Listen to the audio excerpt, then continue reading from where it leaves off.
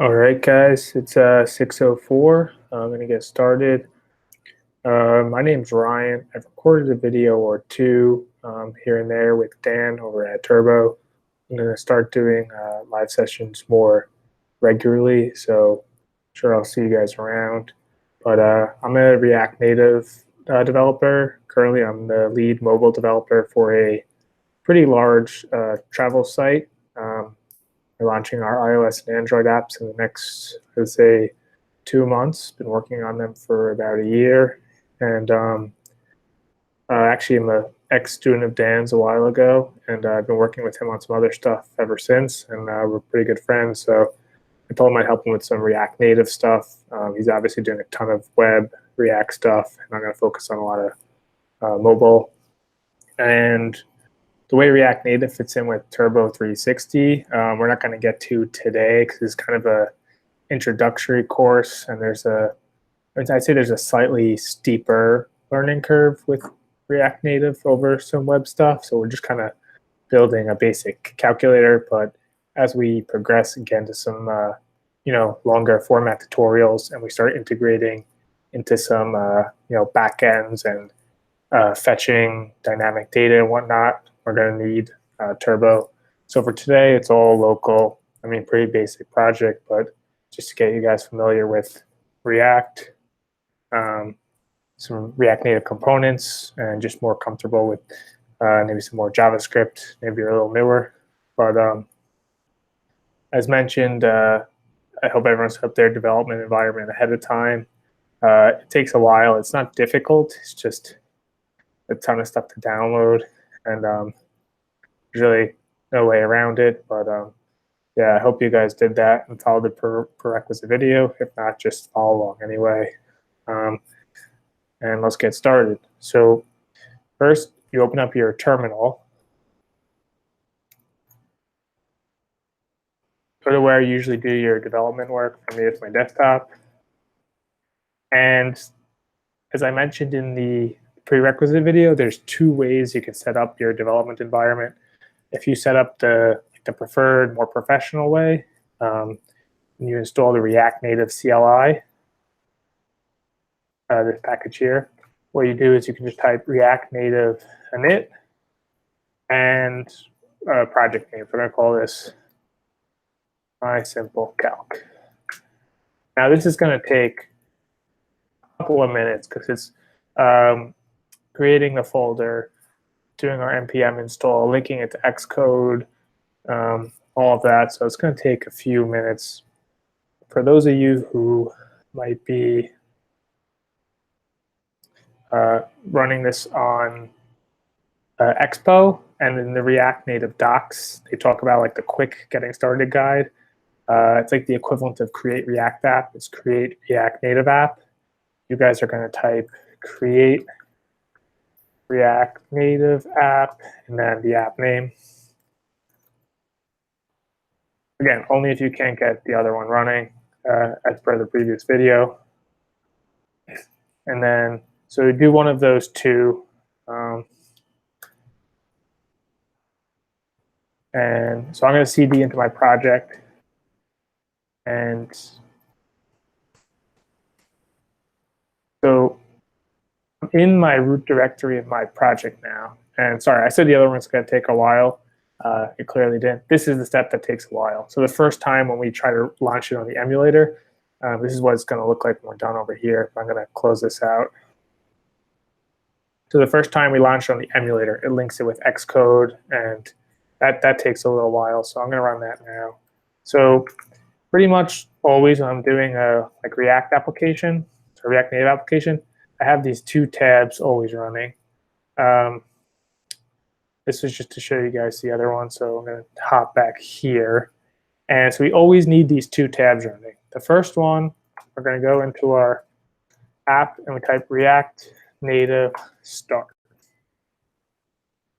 And I'll just highlight so you guys can all see. This command is pretty much just always running in the background. It basically bundles all the code to run on the computer, bundles our JS, our other assets, and is here just waiting for us. And in my second tab, again, make sure you're in your root project directory. You're going to do one of these three things. So I'm running on iOS, or I mean, I can do Android too on my computer, but like for my setup, I prefer to use the iOS emulator. So I'm going to do React Native run iOS. Now this is the command that's going to take about 5 minutes because it's linking to Xcode and going through the whole thing. So I'll leave this here, but sorry. For the rest of you, the other options are Matt, I know you're running on Android, so you got to go to Android Studio and make sure you have a device open, and then you're just React Native run Android, and that should start that up. And for the rest of you, if you're maybe using Expo, I believe it's just npm start. In fact, I don't even think you need to use this first React Native start command. I think you just run npm start, and it should bundle that up for you. But for everyone else, React Native start, this is always running in the background, and React Native run iOS or React Native run Android. And I'm going to stop for about, I'll wait till my one's bundling, and I'll give another minute or two. Again, the reason this takes so long is it's only the first time you run this. It's building it in Xcode right now. So give it a few minutes. You might be able to hear my fans on my computer taking off. So it's, you know, a long taxing process. But yeah, this is only like the first time. Next time you open your project, it just, you know, bundles right away. So.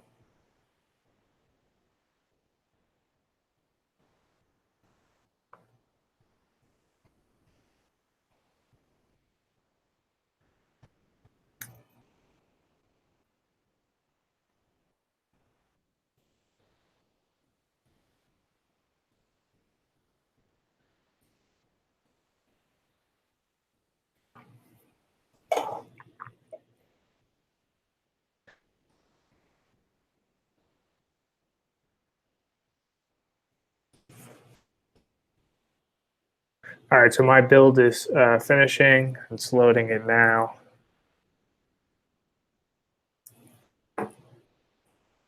Again, we just literally made an entire Xcode project with one command, which is nice, but it's why it takes a little. That doesn't have to happen again. But again, like I was saying, this here, we have this bundler running now, and you can see here it just bundled our JS. If you get errors or syntax errors and your app crashes, you'll see them here. And additionally, this command's done running now. I just leave this tab open usually because there's a lot of times you need to restart your app or rebuild it. And I could just press up and enter and do it again. So I just kind of like treat these two tabs as they're always open in the background for when I need them. And then my third tab, I'll create new files and do stuff with Git and whatnot. But as you can see right here, as long as you have something on one of your emulators or your phone if you're using Expo, we should be good to go. Everything's building properly, your development environment set up. Just go wait one more minute in case anyone else, I mean, I have like a newer computer, so it might go a little quicker, but.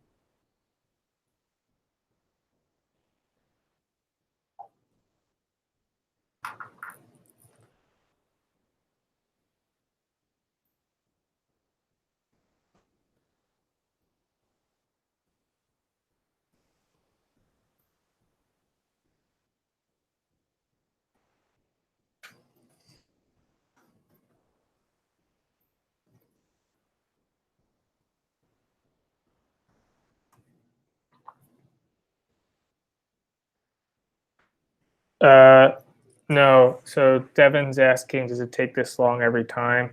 And the answer is no.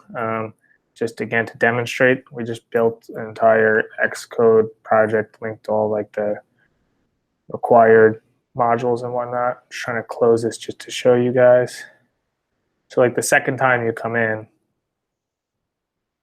React Native start, bundler's ready, React Native run iOS. It'll probably take, I'd say 30 seconds. See, it keeps track of what it has to read, bundle, and compile and whatnot.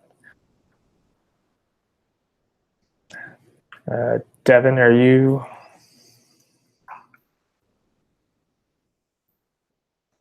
good to go?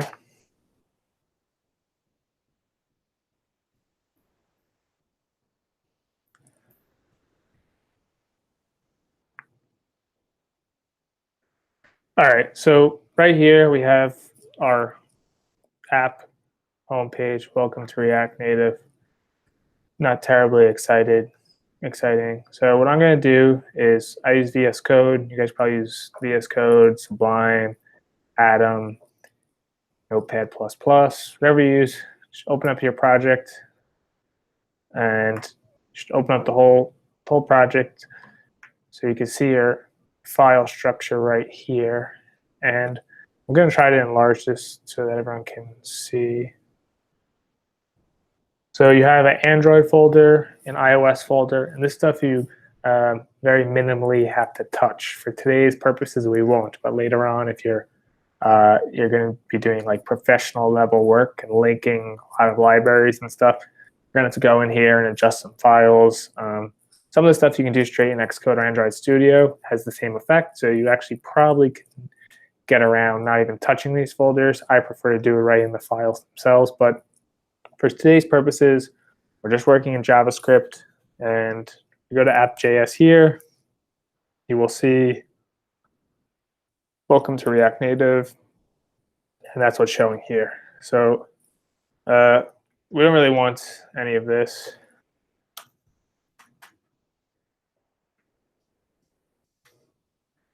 So what I'm going to do is delete all of this here, just leave this with empty view, and styles.container. I'll just leave this flex of 1 here. FlexBox, if you give an outer component of flex of 1, just tells it fill as much of the screen that's available to you. So if you're a single, think of like, it's very similar to if you've come from HTML, like a div. A view is basically the React Native version of a div. So if you've done any React work before, it's a lot of the same concepts, very synonymous, but it's just different tags. Think of it as different tags.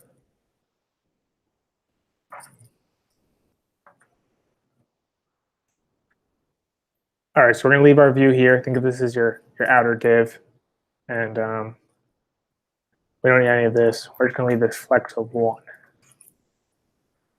And so what we want to do is we don't want to do all our development work in this root directory. It's just going to turn into a mess.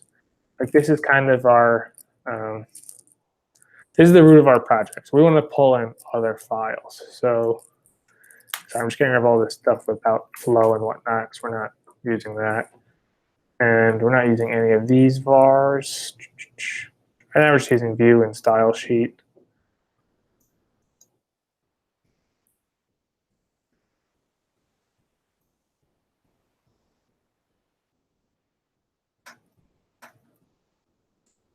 Also, I have here Prettier installed. So this is why, like, if I save, just jumping back, if you're wondering how that happened. When I saved here, it basically has some preset formatting options. So if you get confused or something jumps, that's why. If you have any questions or something looks weird, just let me know. But that's why this happened. But anyway, so we want our view.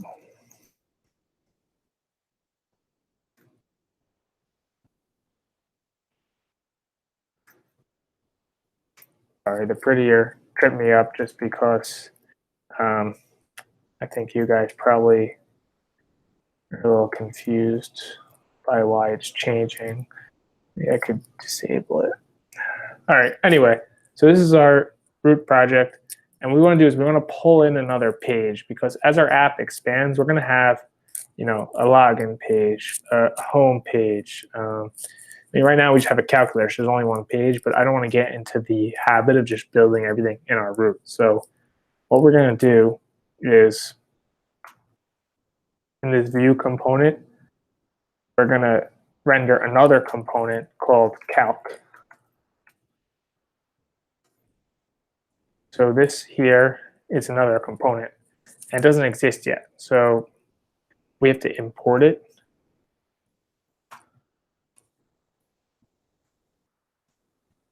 And we have to import it from somewhere. So what I usually do is we have the Android folder, this iOS folder.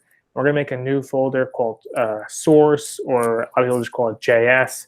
And that's like kind of where the whole React application lives. So we're going to create a directory called source. And if you're on like a large project, that source directory might have 10 more folders, all different. Like that's where your app is going to live. So I mean, for today, we're not really going to have too much, but it's about kind of getting into best practices and just doing things the right way from the start. So don't start doing things the wrong way, because it's very hard to get rid of bad habits.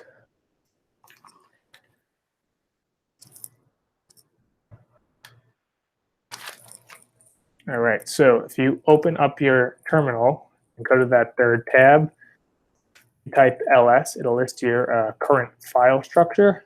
So if you do mkdir, is the command for make directory. And if as long as we're in that root, we want to make either a source or JS directory. I call mine source. See a lot of people doing JS. So we're going to make that directory, and we're going to cd into it. And we're going to create actually two more directories. First one's going to be called components. And I'm also going to make a config directory, which we'll get to probably towards the end. And then we want to jump into our components directory. And we're going to have different types of components. I'm going to call mine screens and presentation.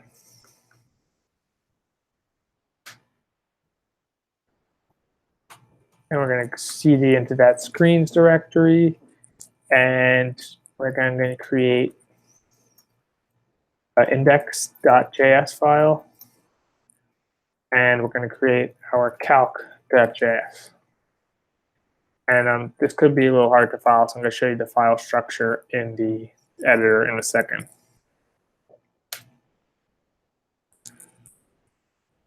So we have our source directory, and here we have our components directory. So this is where most of your React specific code is going to live. And then here we have screens and presentation. So my colleague Dan does a lot of React web work. He has different ways of breaking down the directory here. He'll do maybe a layout, presentation, view. I like to call it screens and presentation. I usually map each screen to kind of like a mobile screen. I mean, everyone has different ways. Every project you're going to do, they're going to handle them differently. I think the important thing to understand is that not all components are going to be exactly the same. And there's like some slight differences between them and how you want to kind of group them. So that's what we're doing here. Once everyone has that, you jump into screens, we have index.js. So we're going to import our calc here.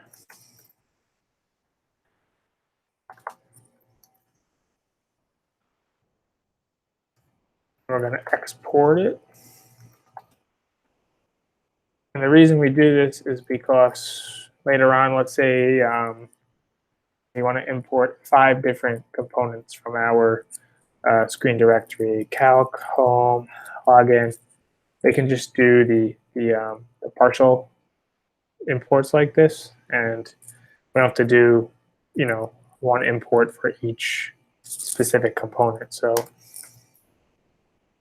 we're going to import calc from, and if we check the path, it's going to be source, components, screens.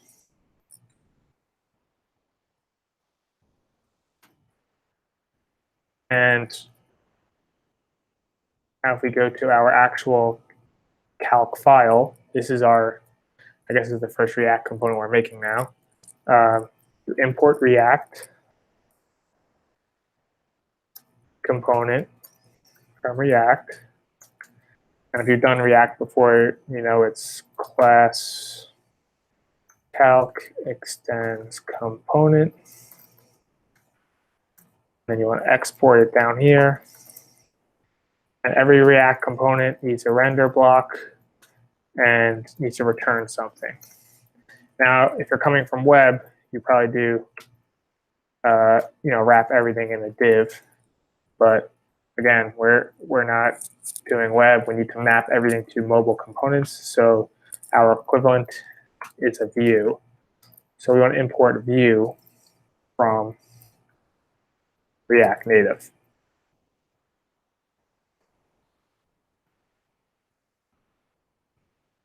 Now, I think would be a good time to check and see if our app crashes. I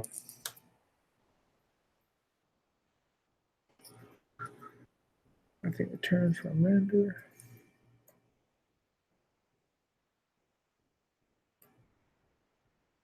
Source component screens.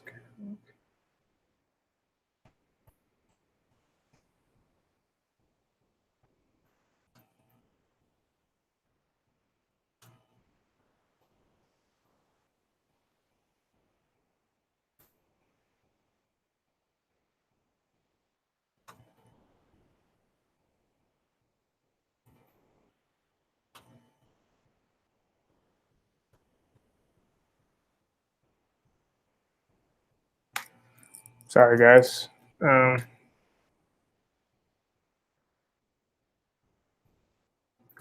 think the prettier messed us up there. It's just basically like an auto linter.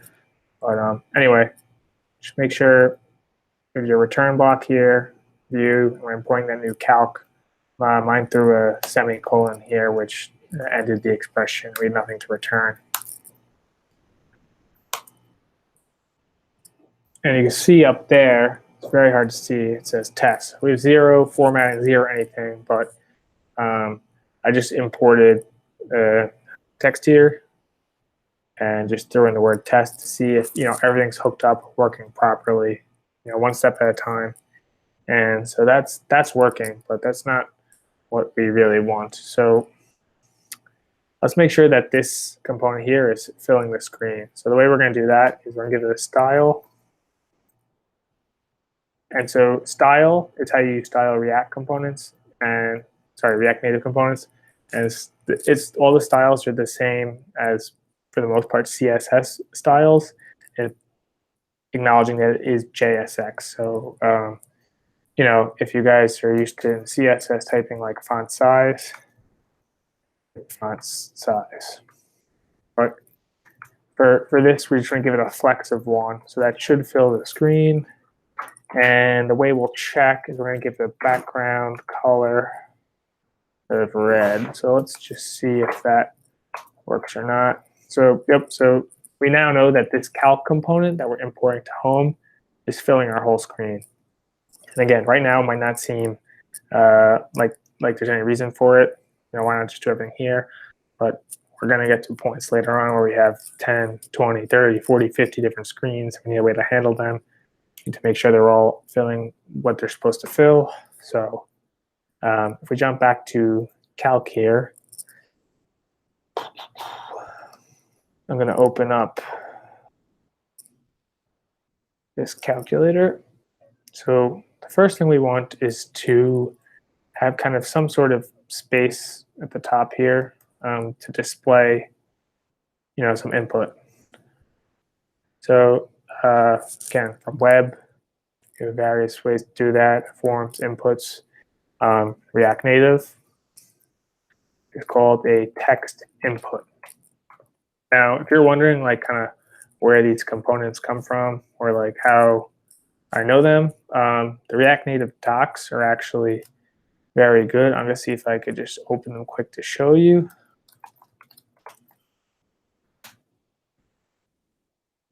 Just Google React Native docs, and they're actually very good. You know, they have all the components here that you can use. And today we'll get through some of the most common. You probably only need to learn maybe, I'd say 5 to 10 before you could kind of like build some basic apps. So don't get overwhelmed. There's 1,000 things in here. A lot of them are more specific, and you'll know that you need them when you're developing and the need arises. You really just need to get used to maybe like 5 to 10, and you could build most like sample type apps. So anyway, so we want to do a text input. So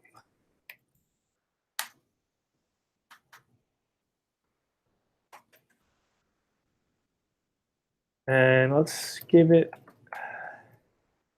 I need to give it some style.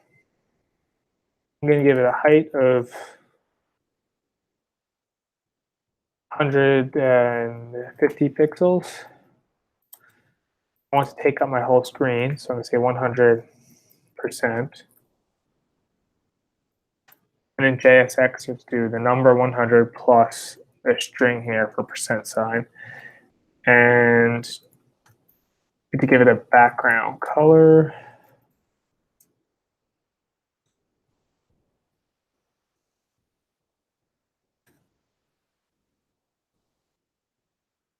What I'm going to do is just use this. It's just a native application on iOS, this color meter. I'm going to just copy this one right here. So this is just RGB 41, 41, 41. And if you can't see, just when I save in a second, it'll reformat. You should be able to see. All right, there you go. So now we have this spot for our input. You can see here we have some text in there. So it's getting our input, but 1, it looks terrible. 2, it's not going anywhere. So next thing we need to do is give the font a color, and I'm going to make it white.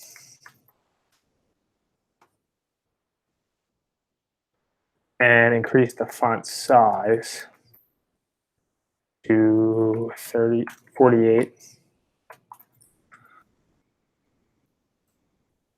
So this looks a bit better. And we need that text come from the right, like in a calculator. So I believe it is align, text align.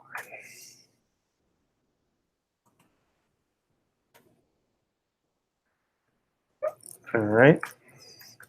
Now, if you're watching this and you're thinking this is kind of, we need a couple more styles, it's getting out of hand. It's kind of hard to, it doesn't seem like this should all be going here. Like if you're working in HTML, you have like a separate style sheet. So if you're thinking that, you are correct. So what we do is actually import the style sheet up here. At the bottom, the style sheet again, React Native component. We're going to say const styles, or whatever you want to call it, equals stylesheet.create. What this is going to do is create a style sheet. So we take all of this, and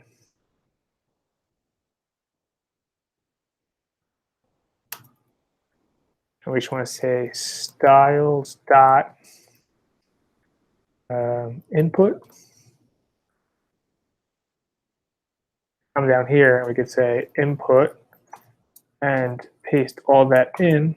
And if we refresh, it's exactly as we expected. So everything in here in the style sheet gets applied right here. So like this list here is going to keep growing and growing and growing. We're going to keep that out of our render block. Basically, it kind of complicates things.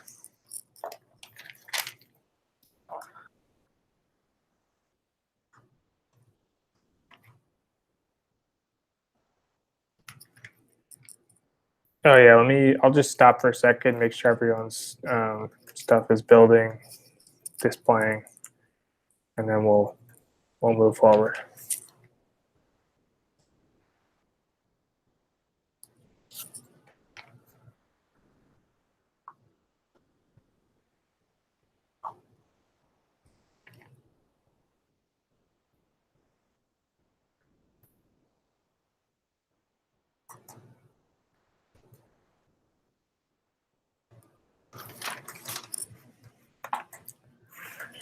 Does anyone have this showing?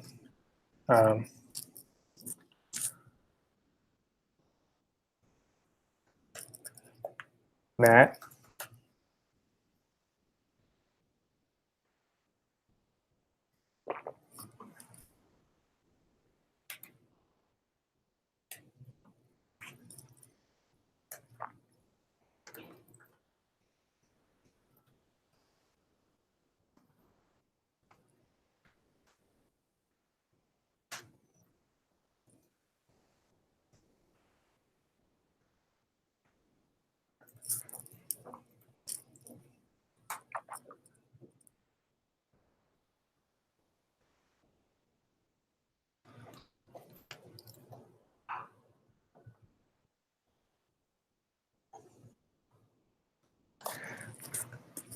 All right, so right now, we have this text input here. It's taking our input.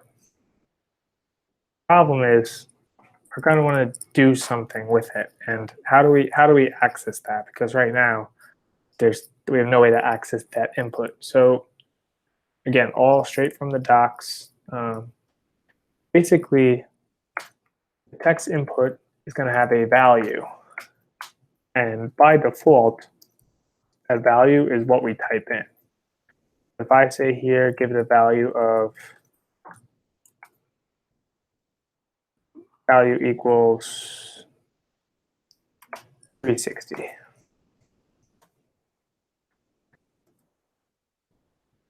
That's our default value, and when it changes, it just appends to that.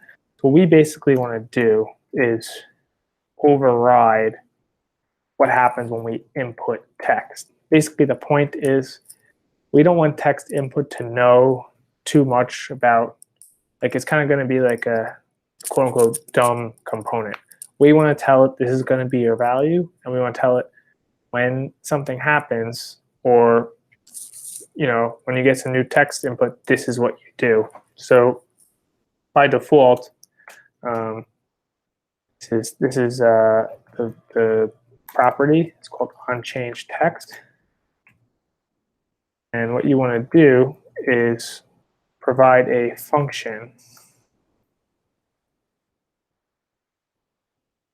which tells us what to do when we get text input.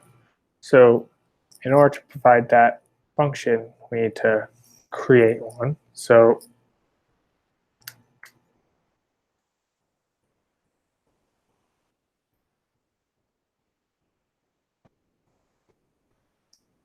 I'm going to write a function right here called handle input.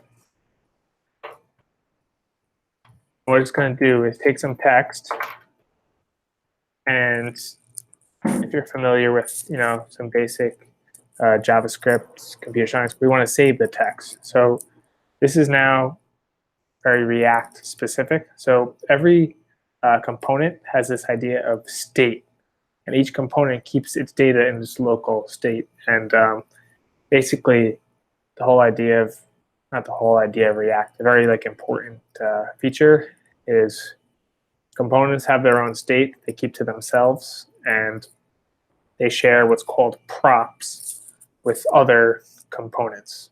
That's kind of how they communicate to each other.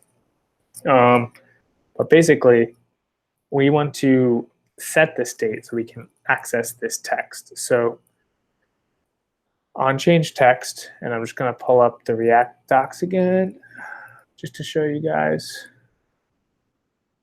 It's probably one of the first components in here. Yeah, handling text input. And here, on change text, they call this .set state.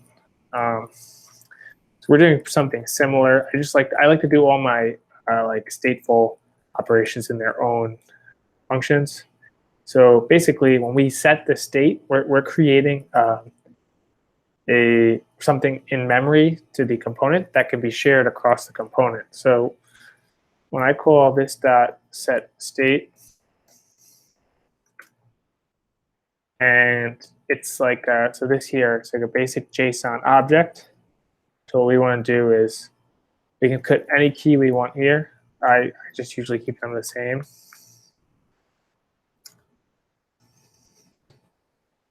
And so basically what we're going to do is a function here that says when this text input changes, store what's in the text input over here. So when we have that, we can use it and do things across our component with it, right? Like before, this input here is kind of just trapped in text input. You know nothing about it. So this handle input function here takes text and then sets our local state to have a text variable to the text that it receives. So in order to pass that function along, what we do, say on change text, this dot handle input find this. And the way we want to test to see, and this is ES5 traditional JavaScript function binding. You might see the ES6 one a lot. I'm just trying to keep it very simple. I actually prefer the ES5 one, but I don't want to get into that now. But to see if this function is working, how can we test that? We just want to see what this text here, if anything, comes through. So let's do console.log text. And now if you go to your simulator and you do, again, I'm on a Mac, so I apologize if I don't have the proper hotkeys for you guys. For Mac, it's Command D. On iOS. Matt, for you, it's Command M on Android. To pull up the dev menu, again, Command D on Mac, Command M on Android pulls up this dev menu, and you could do debug.js remotely. So it's going to pop up this debugger, and literally like you were doing web development and just a basic console. Here's our console. So as you can see, I'm getting this input, right? Which is what we want. We want access to this data because this is going to be our numbers we got to perform our calculations with. So to jump back, and for those of you, if you don't have let me see if there's a menu operation if you're not on a Mac or.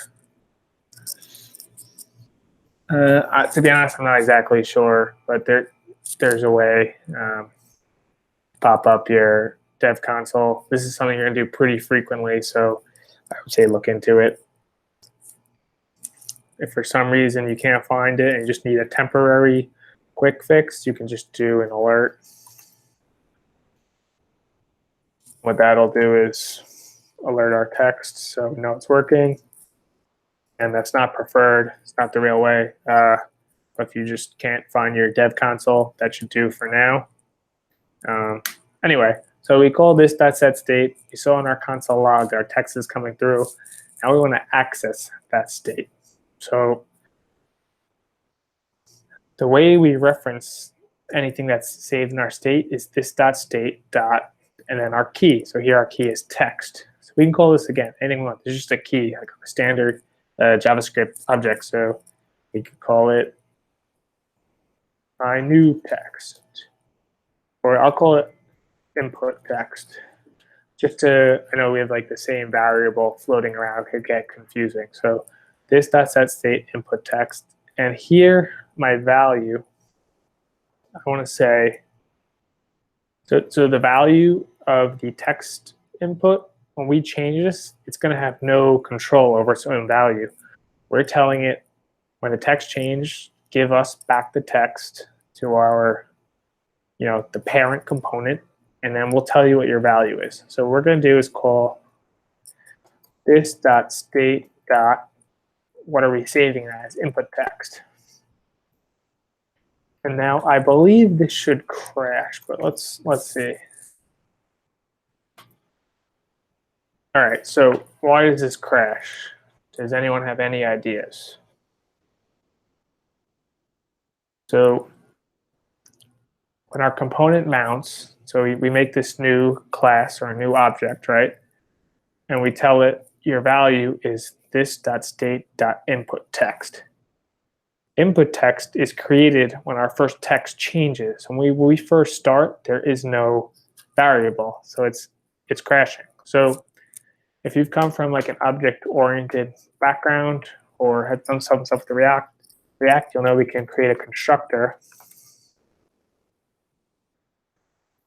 And this is just kind of this is basically says, all right, when you create yourself, this is what I want you to do. Before any of this over here happens and you crash, this is the first thing you do when we create the class. Let's instantiate the variables and whatnot. So we say super, which basically says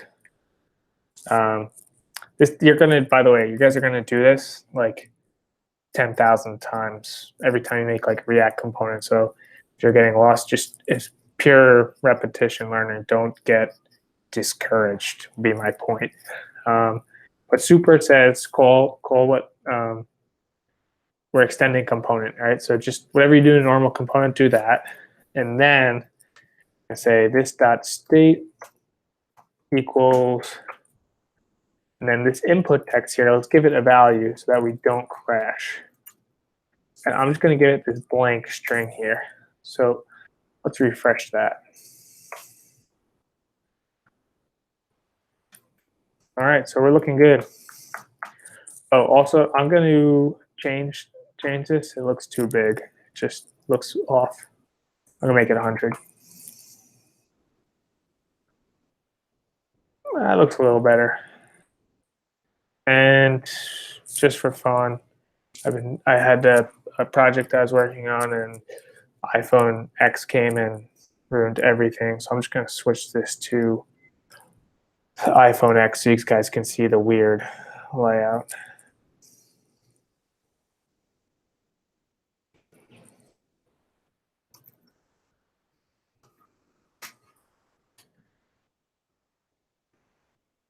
Again, I'm changing emulator, so just for the practice, React Native on iOS. Okay, Devin, why did it crash? So the value of our text input, we're assigning a variable. We're saying we don't want you to control your own value. We're going to maintain that for you in class calc. We don't trust you to keep track of your value because we don't even know how to get it back from you, right? We're going to assign you a value, and then we're also going to tell you what to do if someone changes the input, right? So your value is this.state.text.input text. When we first create the class, before we didn't have this code here, we only create the variable in state the first time that this text changes. So before we get that changing text, we're trying to reference something that does not yet exist and it crashes. That's where the constructor comes in. So our constructor is basically saying, when you build this component, these are the initial values we need. These are some functions to perform that we're going to need before we start. And so everything that happens in the constructor takes place before this render block. So you can call functions, you can fetch data from different resources. All that takes place in the constructor before the rest of the class instantiates. And there's actually a lot of times I'll see that people will kind of fill in a whole bunch of variables here even if it's not causing, yeah, so it sets the initial value. And even there's times where we don't need to set the initial value on some stuff. But I've seen people do, all different variables up here. Kind of, it's almost like a guide. People can see like what kind of things you're going to be updating or what's going to be changing in this component. But I mean, for basic purposes, it's going to set the initial value.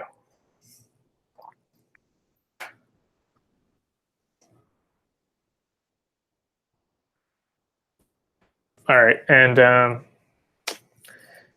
sorry about that. So the reason I wanted to switch to this is because I was just playing around and I built kind of like a quick sample before, which I showed in when we were starting. And there's a special component, safe area view, which you need on iPhone now to kind of deal with this weird part of the screen. And I just wanted to throw that in just because. Just because that's what the original sample project had. I'm going to do that in my root project.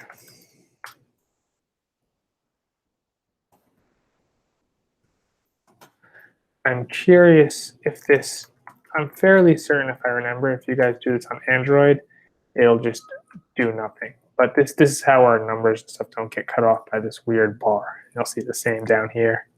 And again, on the initial project, I had this, so I just want to make sure it matched.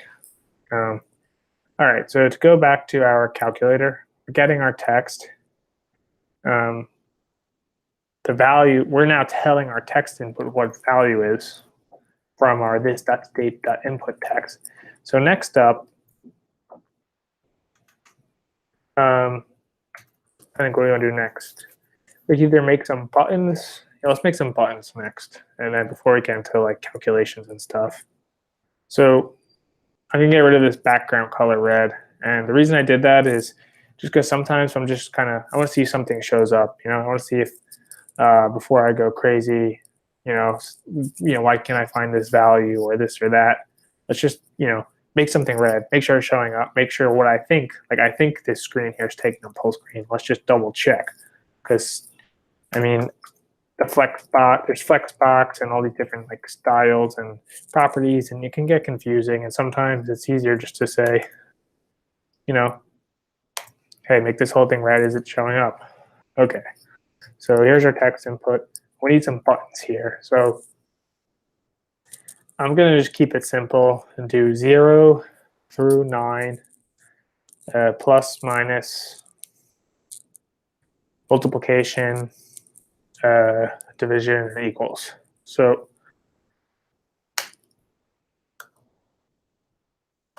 now, again, if you're used to object-oriented programming, this is going to be a class variable here. So we're going to say this dot keys equals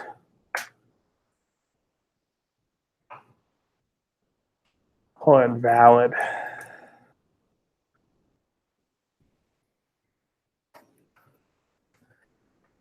And we're just going to do 0 through 9.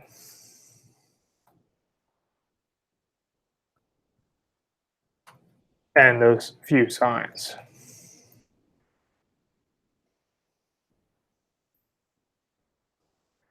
And now the reason that these are strings and not numbers is the text input has to take a string. So it will crash if we give it just a regular, if we gave it this, crash.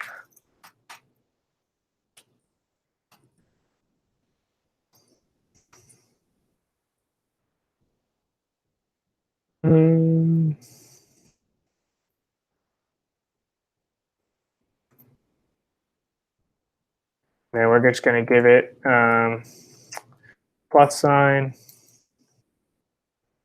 minus sign,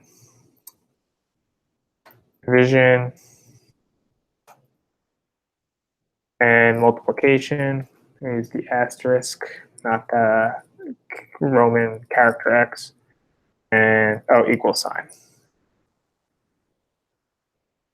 Again, this is one of the reasons I am using this prettier formatter, because with the small screen and stuff, it helps format so you guys can see. So you should have 1, 2, 3, 4, 5, 6, 7, 8, 9, 10, 11, 12, 13, 14, 15, 15 keys here, like 15 characters. So basically what I'm going to do is I'm going to work to, again, we overrode the change text function. We can work and set it up so we can tell the keyboard, if you send me a letter, we don't want it. Like, we're only going to accept, like right now I can just type whatever I want. We don't want that. We only want these keys, because then we're going to convert them to numbers. Again, right now we're strings, and perform calculations on them. So first, we want to make some buttons here for them. And again, there's 15 of these. What I think I want to do is just divide this in half, keep it simple like the other one. And we're going to use FlexBox for that. So just give me a second. I'll just make sure you guys have this. I have to plug my computer in real quick. Hold on.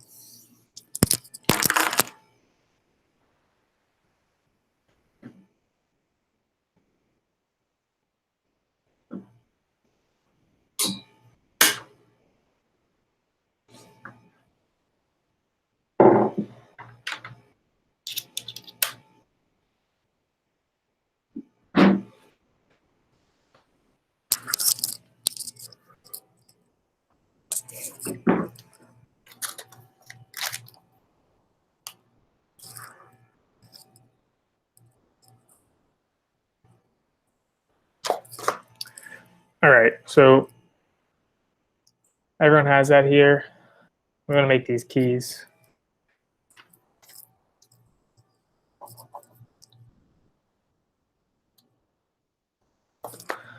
So the way FlexBox works, before we gave kind of that flex of one, and our component filled the whole screen.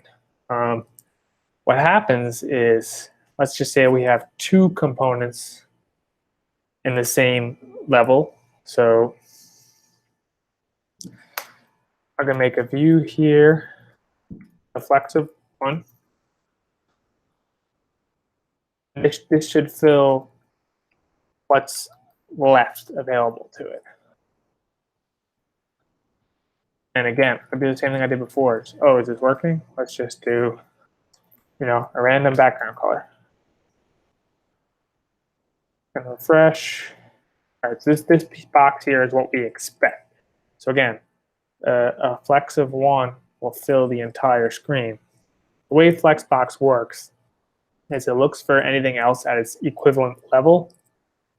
And what it does is it's a ratio. So if we had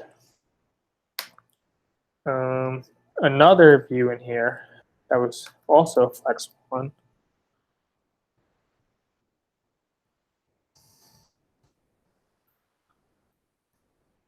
and it's going to be green,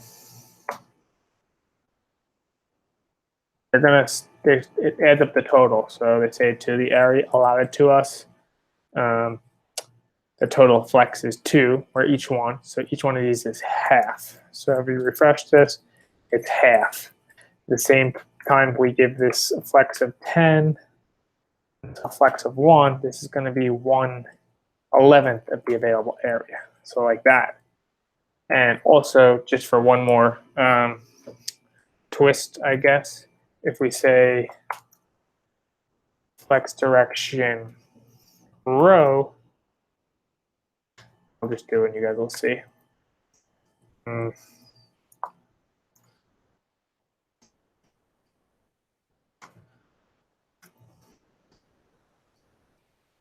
give these guys a parent.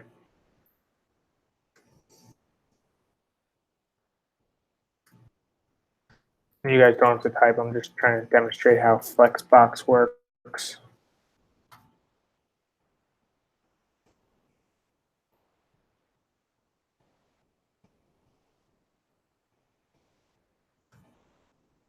Now it's flipped. So this blue one that's 1/10 is going this way.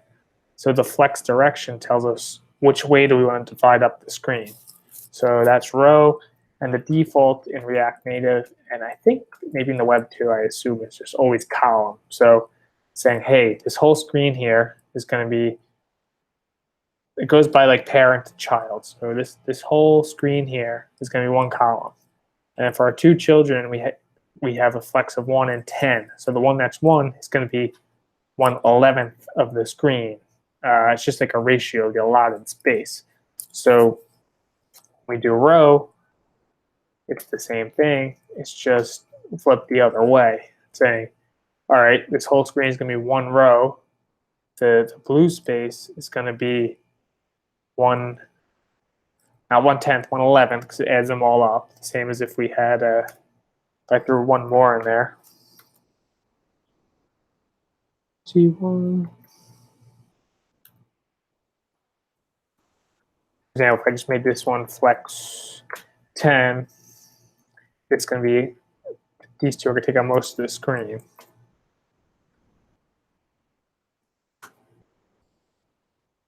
Is CSS Grid supported in React Native? No. So, okay. So for the first question, there's no CSS Grid, but you really should know FlexBox. Great. Apple trying to install something. I'm sure if you looked around, you could find some sort of package that tries to replicate it, but like FlexBox is the way things should be done in React Native. And it works very well because you're trying to design for different sized screens, and everything's going to be a ratio of those screens. So I think CSS Grid is fairly similar, but it's not what's used. Everything's FlexBox, and if you check the React Native docs, it's all right there. And if you have something that works natively or supported, you want to use it. And Dan says, are the flex rows the same system as Bootstrap, where 12 equals? So in Bootstrap, let's just say we did here. And these were like, if you're familiar with Bootstrap, like like column medium 4, so 4, 4, 4 for each row. So we refresh this. These are, I mean, it's a similar idea, except that no matter what you put here, like if I put 50,000 for this flex value, and 40,000 for this, and 40,000 for this, it's just a ratio. So it's a percentage. Each component, they add up their total flex to get the total amount of flex being allotted. And so this is going to be 50,000 over 130,000. So it's going to be about 40%. So it's similar idea to Bootstrap. Bootstrap Grid. It's just a little more. There's a little more power. You know what I mean? It's not like there's just 12. You don't have to add up to 12, and you have much more freedom. As you can see here, we're up to 130,000 flex, and it's not an issue. But I don't want to get too caught up in that. I want to keep it moving. So basically, we want to use this to our advantage to build out these buttons so that we can we know on every screen what it's going to look like, right? We're going to have a equals button at the bottom here, and 0 through 9 in our 4 operations. And it doesn't matter how tall or short the screen is, like it's going to be filled. So that is FlexBox. That's like kind of like the basics of FlexBox. All right, so we confirmed that this here earlier is filling all right here. So we have these 15 keys. What I'm going to do is I'm going to iterate over these keys and just kind of render something and see what happens. So sorry, this prettier has a rule for closing empty components and it keeps throwing me off. Okay. So I'm going to reference this .valid keys, and I'm going to iterate over the array. And I don't know if any of you guys noticed, or if you've done more React work, you will kind of wonder why isn't this in my state? Like, shouldn't everything just be in state? Because state is where, anything that affects the appearance or the behavior of my component should live. So this is actually a class level variable, and it's used to store things that kind of aren't going to change. Like, we could throw this in our state and it'll be fine. But this is kind of like a better practice type thing. Again, don't want to get too much into it, but you can put this in your state, or you could put it here as like a class level variable. And the important thing to know, though, is that this doesn't change. It's kind of like a constant. So Kareem, you've done, I think, some React work, if I remember. Are you familiar with like class level variables, or do you keep everything in state typically?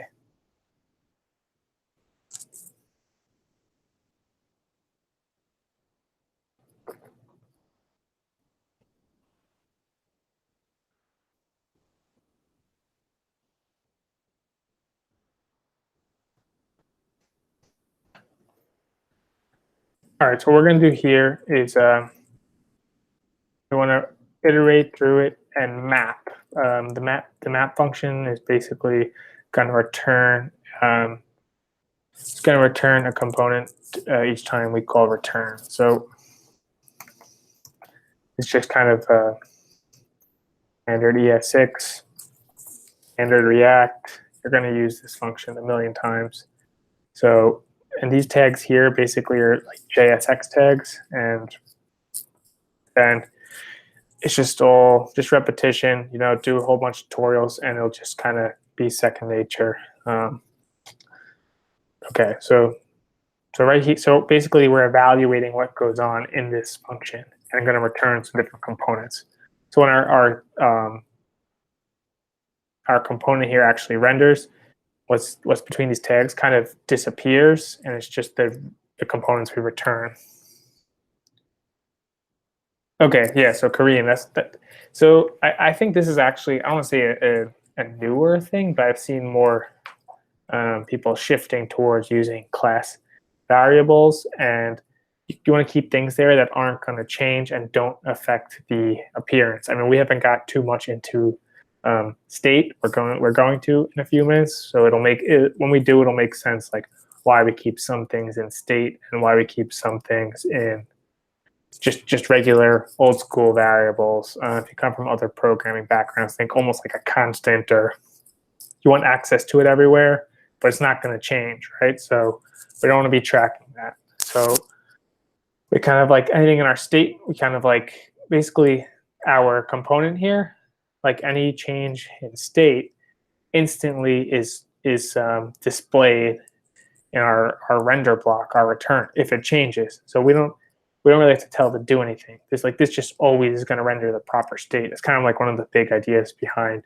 React and deterministic views, and we'll get to that. But I just kind of want to keep moving. And yeah, so we want to map through these keys, and so for each key, we want to return a component.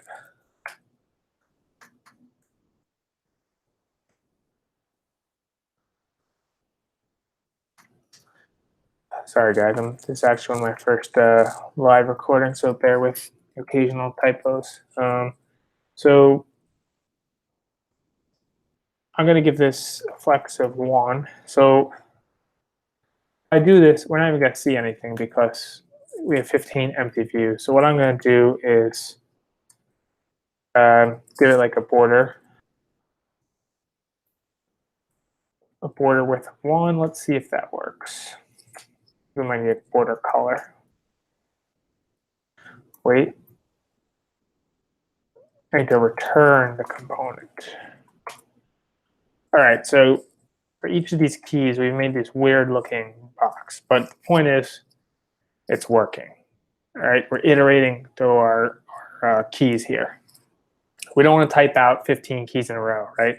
One for each key, because then each one is going to use the same function, and you don't want to repeat yourself. We want to basically map through these keys, and for every one of these, we're going to give it a function to call, something display based on just one line of, not one line of code, but we don't want to repeat ourselves. So here we have 15 divisions. Each has a flex of 1, hence why they're all even. But what I want to do is I'm going to give it a little more style here. And so I'm going to move this all to the bottom. And just note, like when you're doing your styles in line, you have 2 sets of brackets here, right? So flex 1, border width. This is like a JSON object inside your JSX tags. So if you literally copy and paste this or cut, let's just call this styles.button. Come down here, and we're going to make a style called button. And again, this is just basically basic JavaScript. So I was going styles.button, and we just want to copy and paste this right here. And so this, when we call styles.button, it returns an entire JSON object. So that's why here, now if we're calling the variable, instead of like the inline style, we don't have that second set of parentheses. I think that's a common trip up for some people. So, and again, everything I do, I just move this from the local style to our style sheet. I'll refresh. Take it one step at a time, make sure I'm not breaking. Don't do 300 steps at once and then come back and say, why isn't my stuff working? So it's working. It's rendering 15 spaced boxes, but it's not useful to us, nor is it what we want. So we probably want like kind of like I'm thinking like if we have 15 buttons, 7 rows like this, 1, 2, 3, 4, 5, 6, 7, and then the equal button at the bottom here could be like a full width button. So what I'm going to do is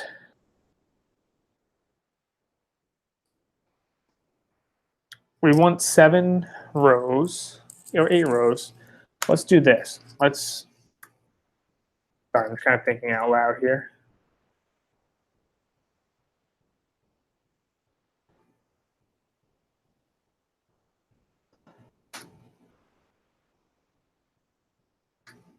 We're going to give the button here, we're going to give it like a parent. So we're going to give another view.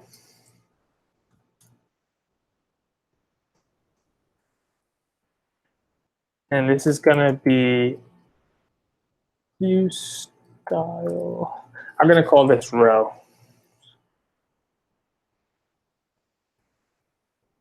This time I'm just going to go straight down to here and save us some time. And I'm going to give it also a flex of 1. And flex direction, it's going to be row.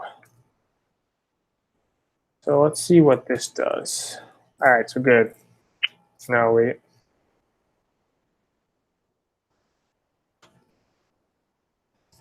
All right, 1 second.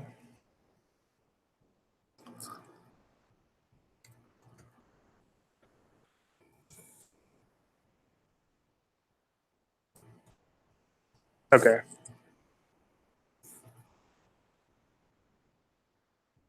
And so this row here is not going to have any of its own borders, just the children are. And we want basically 2 buttons to be in here. So what I'm going to do is for each button, as we iterate through the array, for the first item, I'm going to render the row and the next one, and then I'm going to, for the next time we iterate, just return, so we can get this kind of row structure. So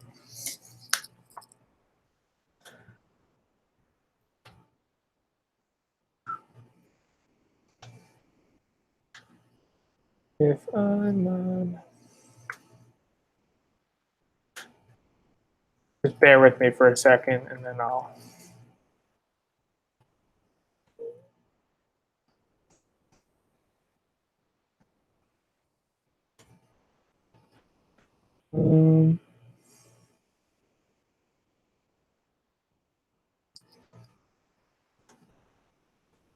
Okay, so sorry about that, guys. So our parent container, which is the entire thing,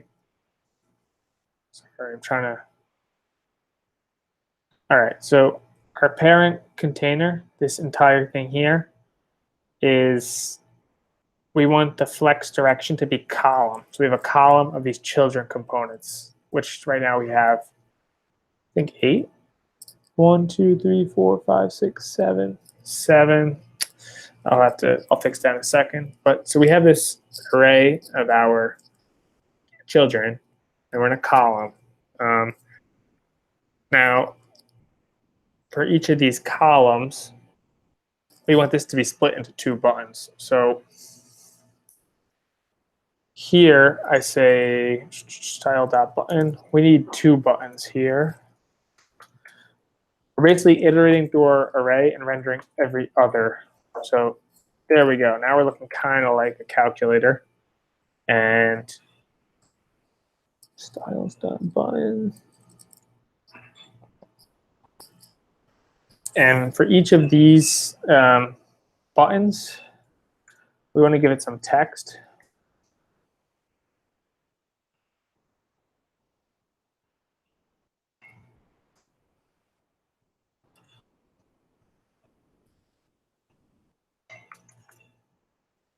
We're going to use a text component.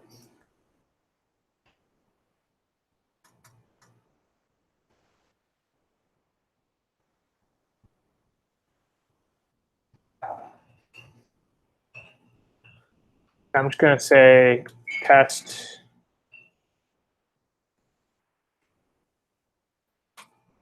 So we have these buttons, right? But we don't want this static text here. We want the actual keys now. So what we're going to do is right here, each of these has an index starting with 0. So right here, we just do this dot valid keys sub the index. And the second one in our row is going to be the same thing, but +1.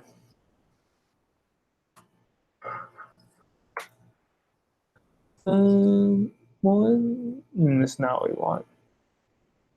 Oh. And also, this is probably impossible to see, so give me a second. We're missing a 0 too, so hold on. Let's give these texts here a font style.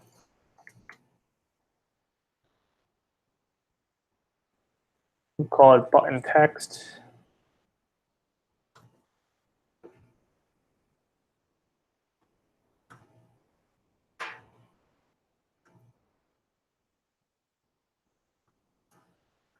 And we're going to come down here and make a style. And I'm just going to give it a font size of, what's this one up top here, 48. I'll give this 36. See how that looks. Can't find styles. Oh, sorry. Sorry, that's a little better. And we want these to be centered. So here in this styles.button, we're going to use another FlexBox styling technique. And again, you guys will see later on as you do more mobile stuff, kind of why the FlexBox is so useful, because we're targeting all different screen sizes, and everything is basically just based on centering and positioning. And I mean, I know even in the web, whole idea before, like Bootstrap, getting something perfectly centered is a big pain. And it works very nicely on mobile. So to center these, so by default, it just goes to the beginning. So this, remember, this here is also a FlexBox. So we can use a FlexBox property called justify content. And let's see what that does. And see how it dropped down a little. So the way that works is because the parent flex direction, let me get this straight, styles.row. So the parent flex direction is a row. is going this way.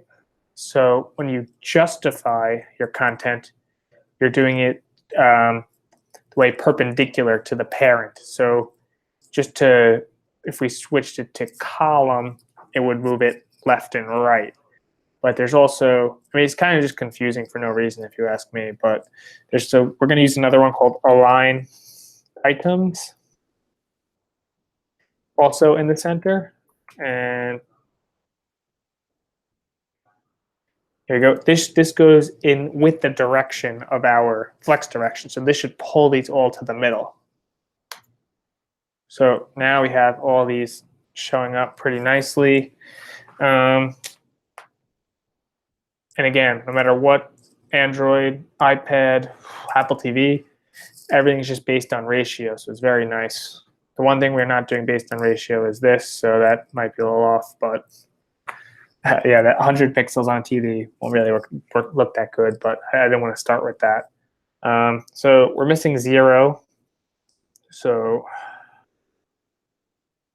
0, 1, 2. Okay, so I had to fix my. I should try something for a second.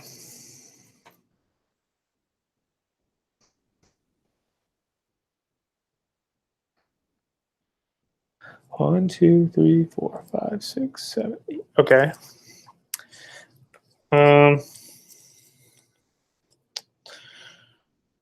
So later we'll fix this equal so it's the full width, but for now this is good.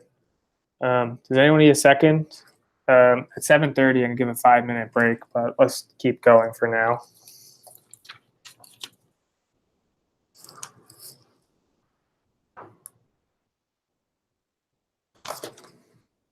Okay, so we have these buttons. Looks fine. That's great. We can get some input.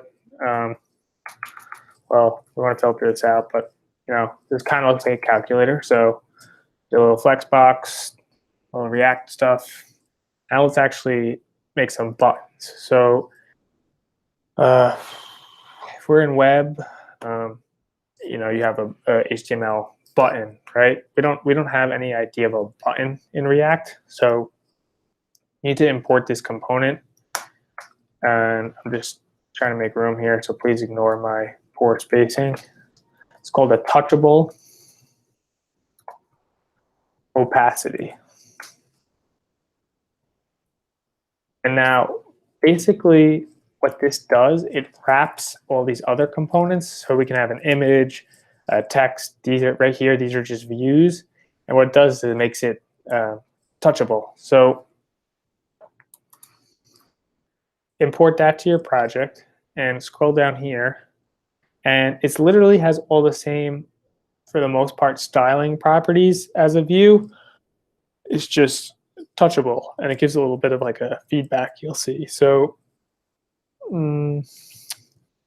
like right here, we have view, these 2 views for each button.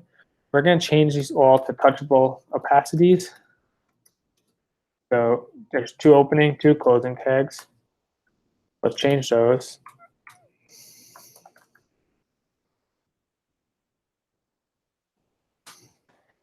And if you refresh, you'll see how it's kind of getting like a little feedback. It might be hard to tell. I'm going to change the color. So everywhere we have this styles.button, I'm going to change the color to, I'm not the most creative guy in the world, so I'm just going to pull up my other calculator. We're going to copy this. 224. Okay. I'm going to give a little more contrast so you guys can see.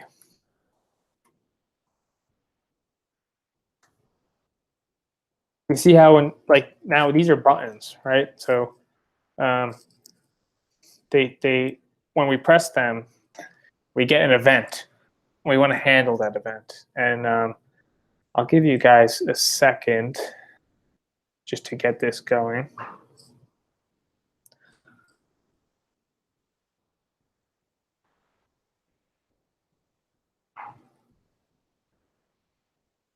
So we want to do something when we press this. So before we were, you know, entering into our input here, and we would take that and save it.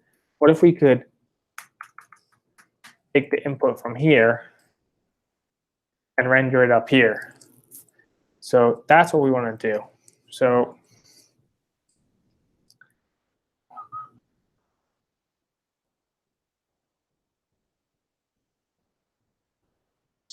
we're going to give these all to onPress function. So this is where telling it what to do when we press it. So onPress, I'm going to say this dot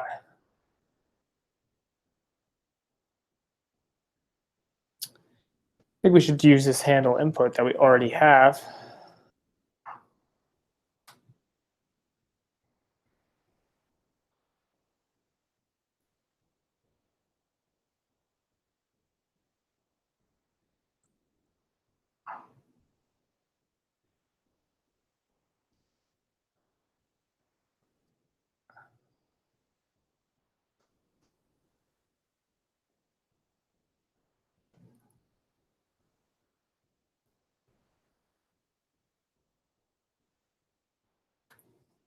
Let's see something.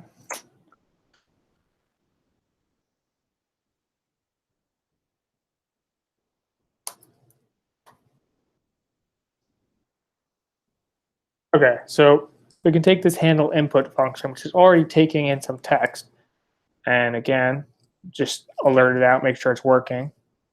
And we're going to pass in an argument now. So we're going to pass in what text to display. So I just pass in 0 to see if it's working. What we really want to do is pass what's on the key. So to get that value, we want to right here. We have right here the value, this dot palette keys sub I.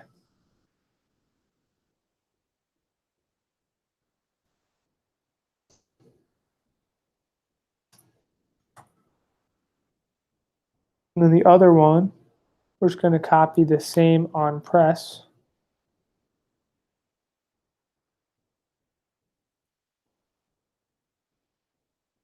Remember, it's +1. And let's just do 5. So basically, we're dynamically rendering these keys now, and we're telling it for each, if we're going to map through this array, render these rows, and for each of these items, which we can display their name, their value there in the text. And then when someone presses it, we're going to give the onPress a function to call. And we're calling that handle input. And we're going to pass in the input we want to give as a default argument. And again, it's the same handle input we were using on the text input change text. So now we could use the keyboard or the screen.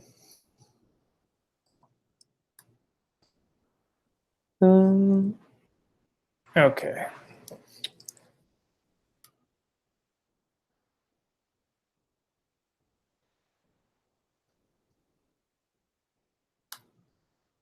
So we can use screen or the buttons. All right, I'm gonna go 3 more minutes, then we're gonna take a break. One problem is, so if we hit, like right now, we pass in a value, let's say 6, it resets, right? We need to be able to type in like 64. So what we want to do is here when we set the state to the text received, we don't want to set the state to the text received. We want to set it to the text plus the current text. So we want to take what's already there, this dot state dot input text, and we want to add the incoming text. So let's just try that real quick. I got the alert. Oh, that's what we want to see. Now, if we go to add, it's just doing that there. So that's going to be an issue, which we're going to get to after the break and actually do some calculations. But and also when we type on the keyboard, now we're concatenating the entire string plus the previous one, which is an issue. So if we should have 2 separate functions, I'll just do that quick. Sorry, just so you guys know, the way unchanged text works, it's passing the entire thing. So it's just creating this giant string, as opposed to when we were passing in the values, we're passing a single value and need to concatenate it. So what I'm going to do is just go back. Our original handle input is just going to handle regular input.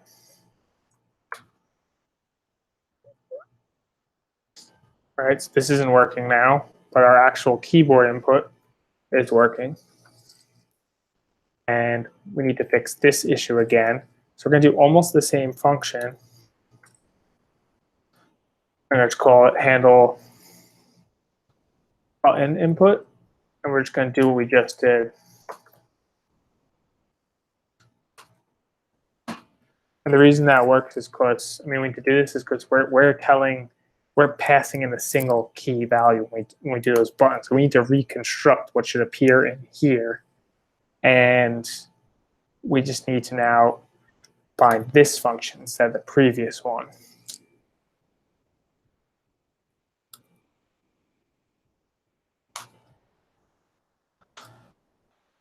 So if we hit these keys, it's building up what we expect to see. And also, if we go to our keyboard, we should be good to go. I'm going to give everyone a 5-minute break because I got to hit the restroom. I'm sure some of you guys do too. And then we want to perform calculations. And there's a lot of repeat code over here. So this has to move to its own component. And we don't want to keep repeating this same code. So that's what we're going to do after the break. I don't think I can pause this video. So I'm just going to leave this here. I'm actually going to maximize the screen quick in case you guys need to see any of this. Let's see if I can.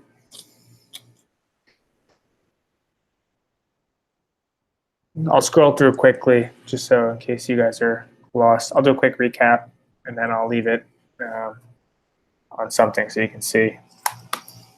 But so where we import all our components we need, and we have our constructor here where we set our initial values.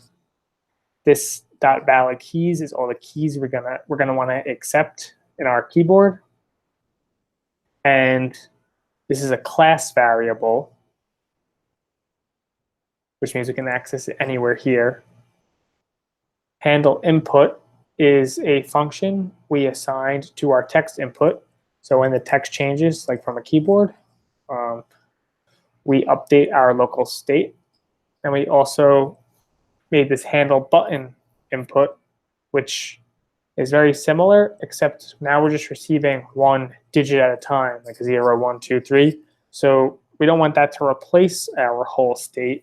The difference here, again, is these come through as the whole key. So the first time it's going to be A, the next time it's going to be AB, ABC. While here, when you type, it just comes in as A, because we're passing a single character. So that's the difference there. And so this function here, we take the previous text and we concatenate what comes through to the end. And this is what we assign to our buttons. So all here is our monstrosity to create a nice FlexBox layout. And we're going to clean it up a little, so don't worry. But that's what all this is. And again, we bind that handle button input here.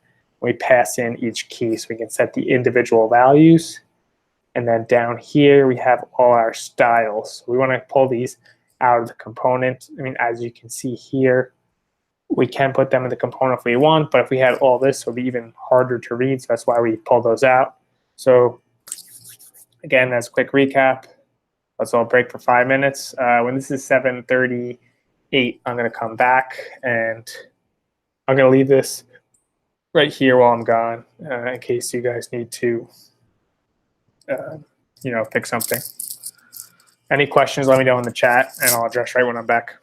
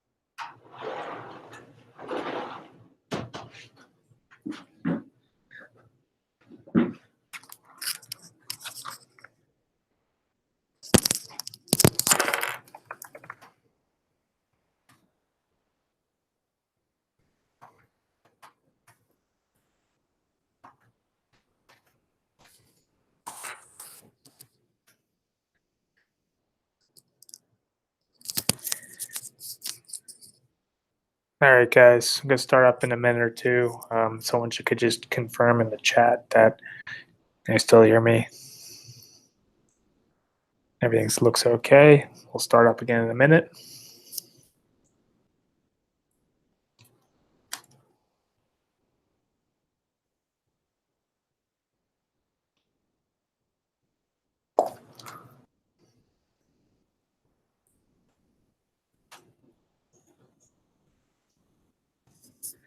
Test 1, 2. All right, thank you, Devin. Sorry about that.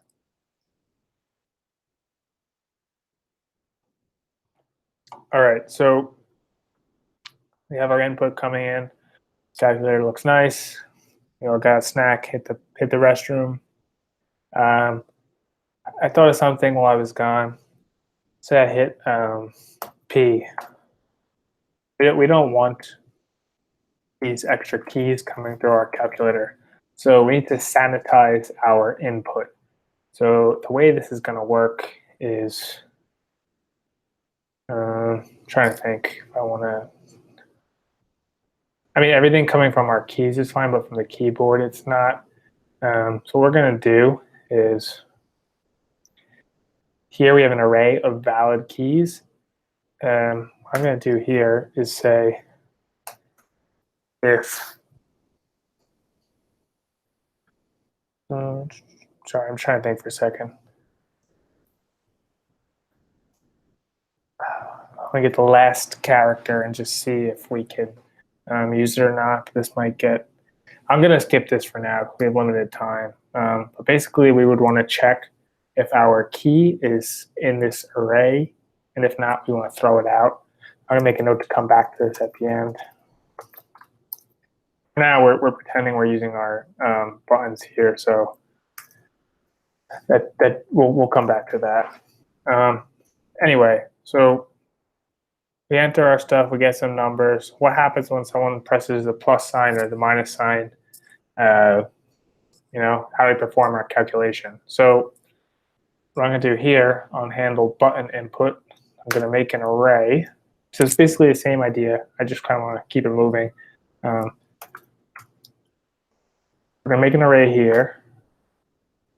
We're going to include those operations. So plus, minus, multiplication, division, and equals. So this array here includes the text input. So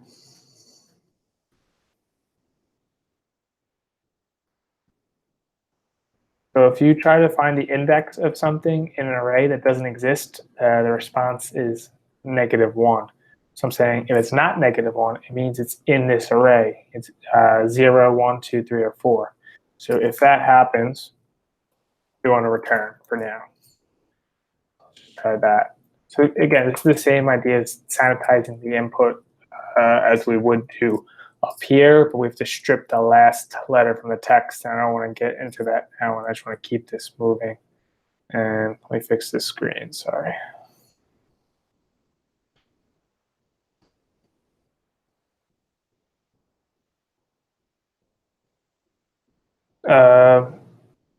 Devin, is this okay or larger?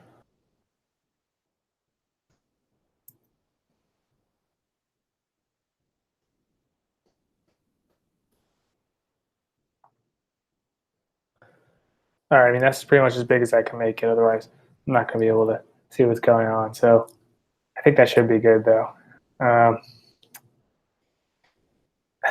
Anyway, so if any of these characters come through, we want to return. We don't want to update our input. So let's just do 10. I'm going to hit this plus. And before it was coming through and just coming through as regular text. Now it's not. So we're like rejecting these characters. And we don't want to reject them, though. We want to, if we get one of these, it means that we want to do something. We want to perform an operation. So what I'm going to do is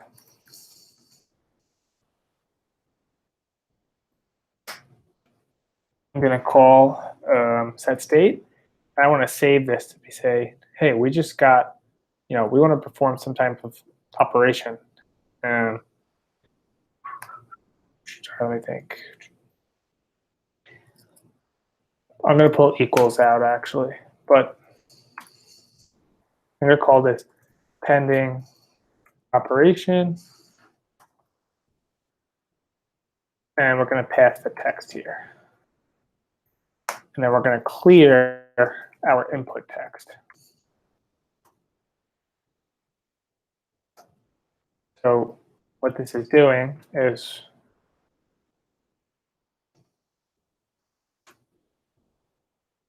our initial state in our constructor. Again, we don't need it, but for now I'm going to say, I kind of use this kind of like a guide so people can see what variables are going to be updated or affected by this component. So we have this pending operation component.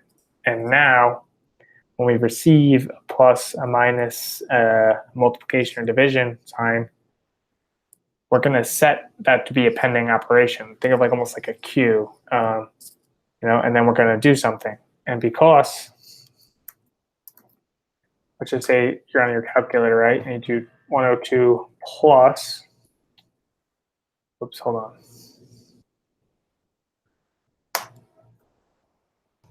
I got to return out of there. Plus, so now it clears our calculator so we can take a new operator and we'll hit equal, we want to go through. So what we just did is basically we're storing that we have an operation that we want to use, and we clear our text so we can get a new number. So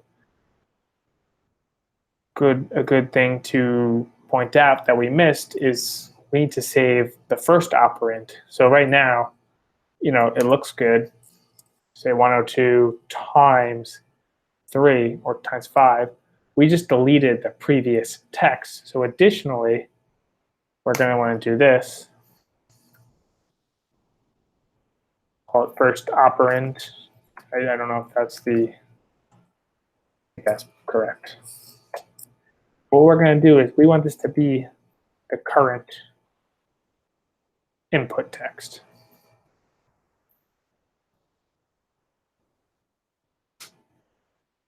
And we're going to clear the new input text. So before I return here, I'm just going to console log our entire state, just so you guys can see what's going on.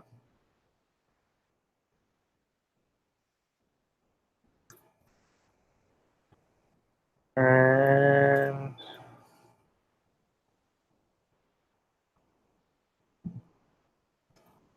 I'll do it here. So in either case, you can see our state. So I refresh, open up my, all right, I just realized that this one's going to be really hard for you guys to see.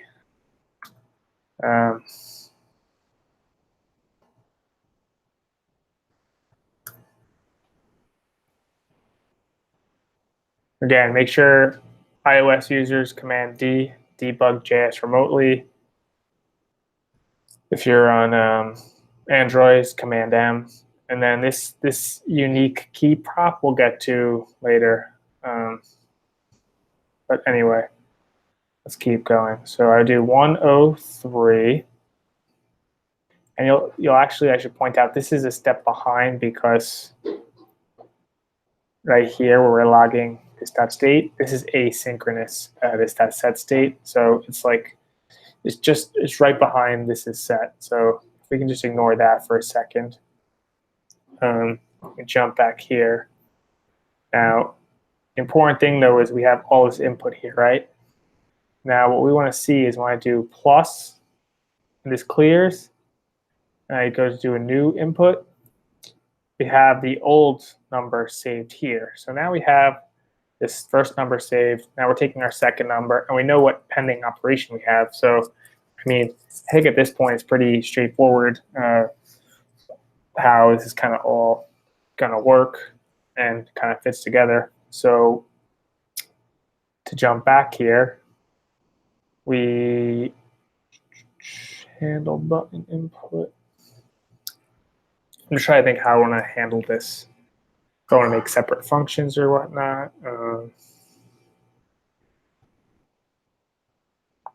Sorry, give me 1 second. Try not to over complicate it, but at the same time, we have limited screen space here. So basically, the next thing we're going to do is when we get the equal sign, we're going to actually perform calculation.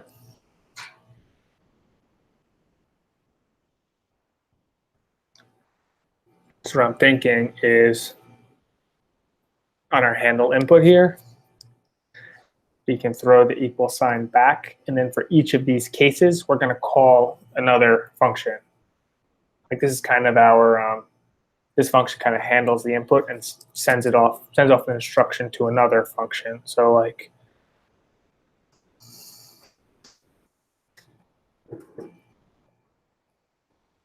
we'll have a calculate function. And yeah, that should work fine for now. So let's do,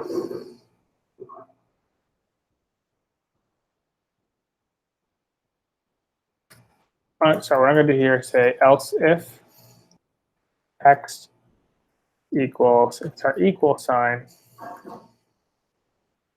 we're going to call this dot calculate, and we're going to return. And just want to focus here so you guys can all see. So again, we're taking in our input. We're essentially sanitizing it, checking against an array of certain keys we want to take.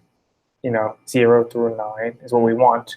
If it's one of these that we don't want to concatenate to our input, we're going to set the state with one of these as our pending operation, save the previous number as our first operand, and reset our text here. Else, if we get an equal sign, they want to calculate, we're going to call this function calculate here. And this doesn't even need to be past anything. No. Okay. So all we're going to do here is we're going to do I haven't done a switch statement in a while, so bear with me.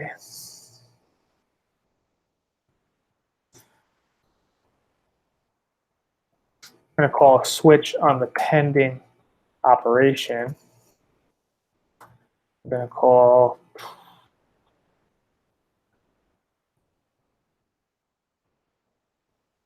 these different cases.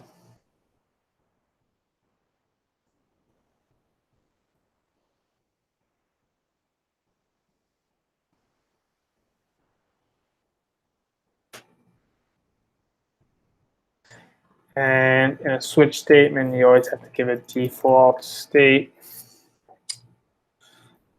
I'm going to always return. I'm definitely messing this up.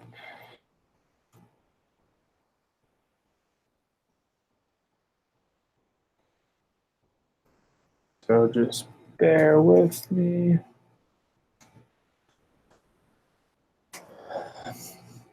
All right, I think that's okay. So basically, when we get that equal sign, we're going to call calculate, and we're going to perform a switch statement on what we had previously saved here as our pending operation. So I'm going to just do, for now, just to see if it's working, console.log. And we're going to just learn, just log our current state.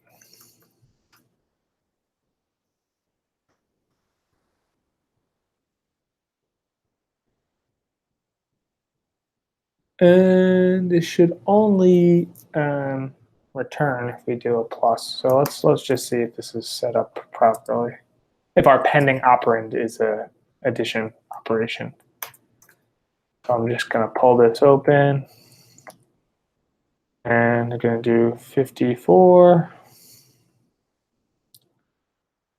546 plus Now we want to see if something logs there. We hit this equals. Calc.js 67. All right, that's us. And just to confirm, some of the other ones don't work. Let's do a division. Hit equals, nothing. So it appears to be working. And now all we need to do here is, this part's pretty easy.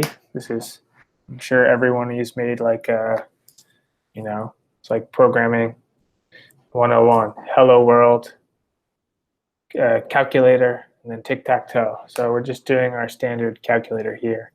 The catch is that everything we have is a string, so we need to actually convert these to numbers. So what we're going to do here is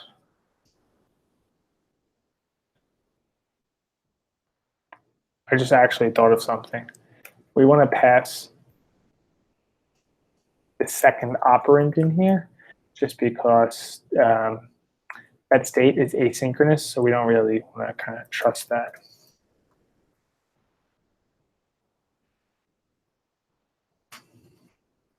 You'll see what I mean in a second. Pass-ins. So this is going to be our text. So as this text comes through, we need access to it in our calculate method. And we can't just set the state and use it there because, again, its set state is asynchronous.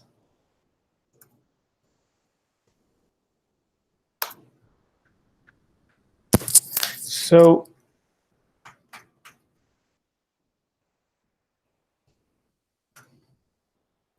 let's just start with our +1. And we're not even going to return anything. We're just going to do console.log.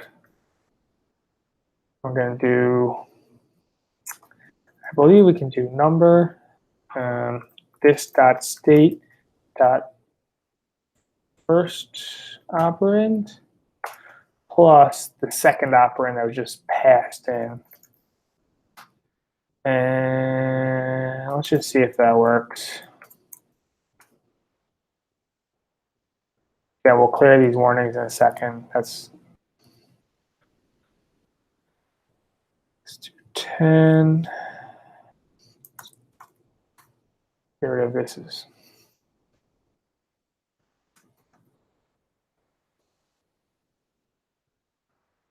All right, getting rid of my other console logs. We're going to do 360 for Turbo 360. Plus 1 equals. All right, so it did not work. So let's take a look. 360 equals. Okay, you know what? So we just need to copy what we did up here. And when we receive the equals, we save our current text as the second operand. So, oh no, you know what? We can just actually reference what's in memory.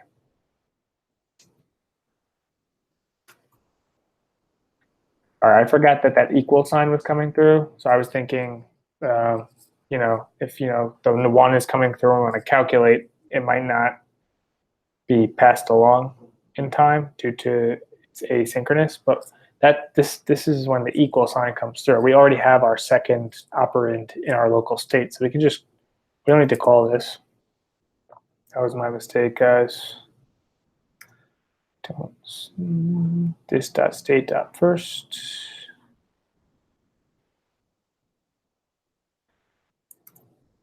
And I'm just going to refresh that. Try this one more time. It's 360 plus 1.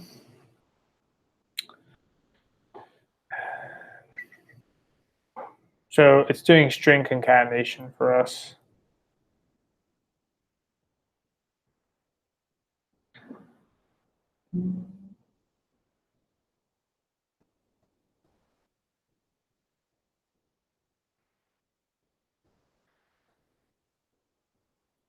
I forgot to turn the second one into a number, so it defaulted to concatenating the strings. So fail back. Third time's a charm. So I hope.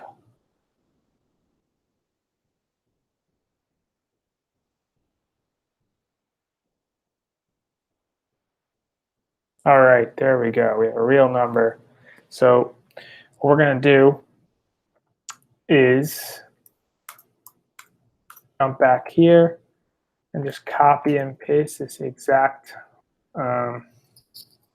line, get rid of the console.logs, just so it's, and we want to return this number.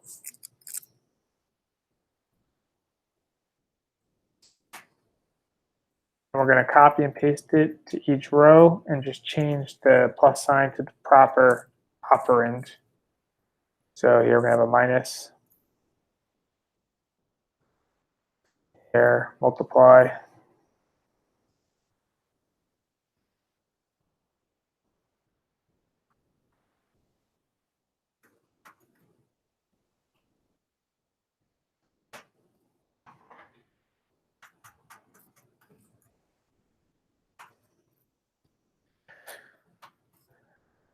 And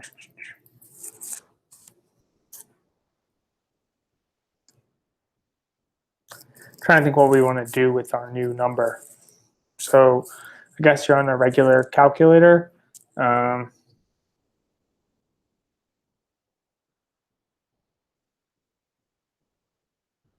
want to display up there. So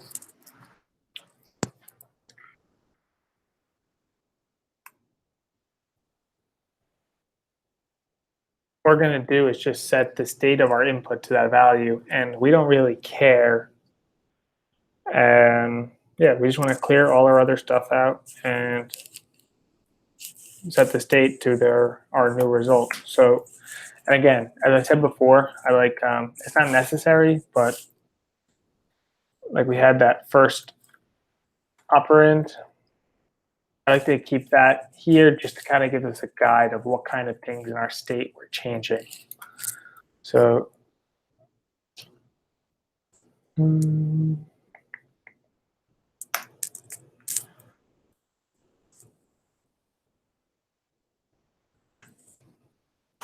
going to say let results equal null. And instead of returning, I just want to do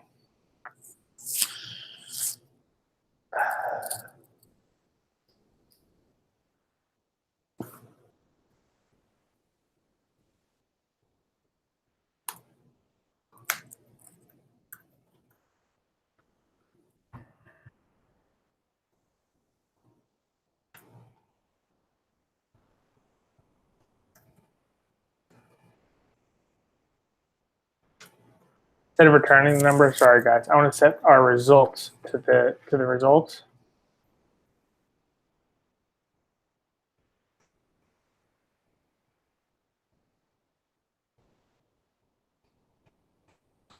And at the end here, I just want to call this dot set state, and our input is going to be this result.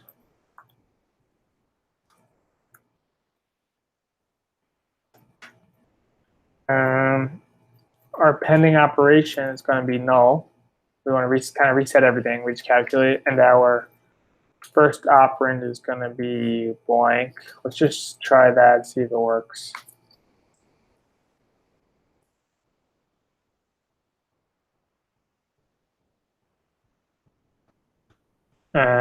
So does not work.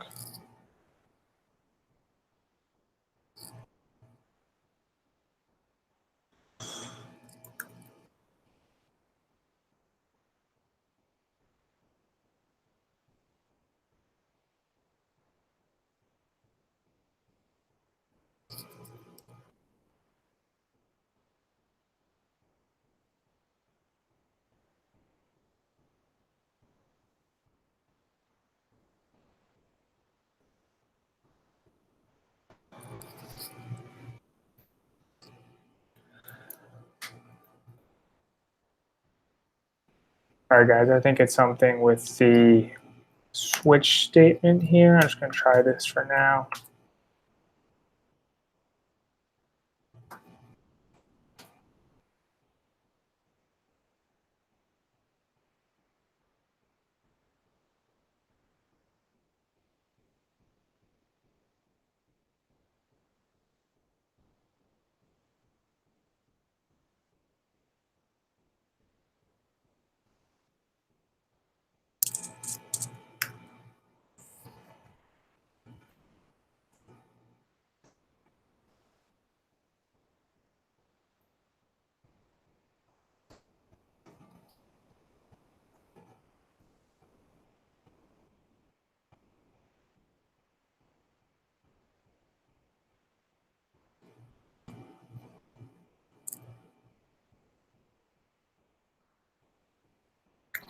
All right. Sorry, guys, I forgot. Our text input has to be a string, so we need to convert this back to a string. So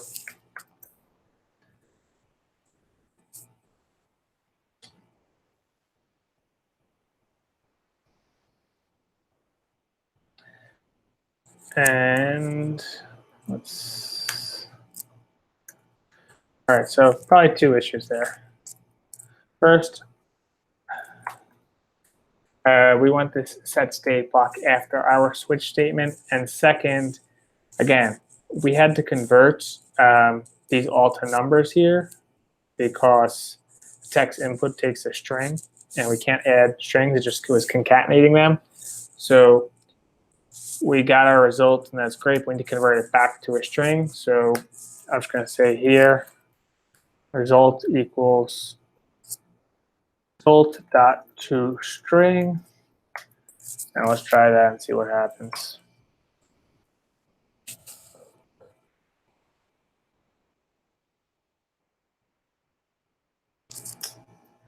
And still having issues. All right, guys, give me 1 second.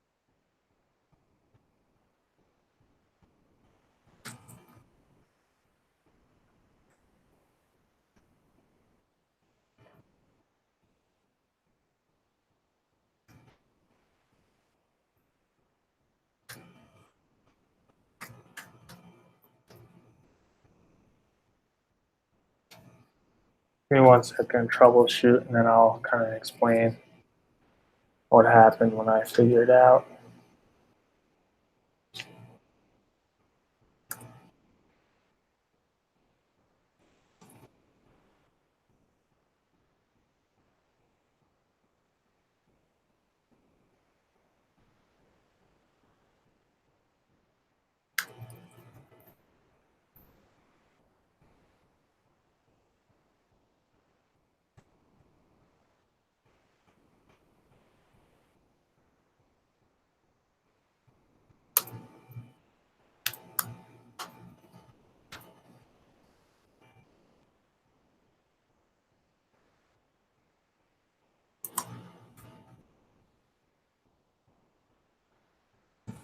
It.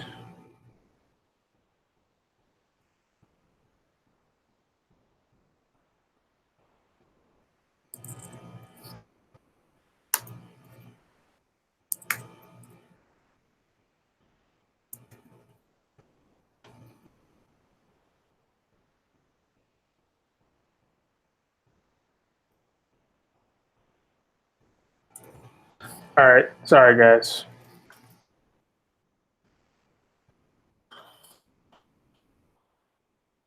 I think our switch for each case, it automatically short circuits. That's kind of the end of the function. It by default returns. So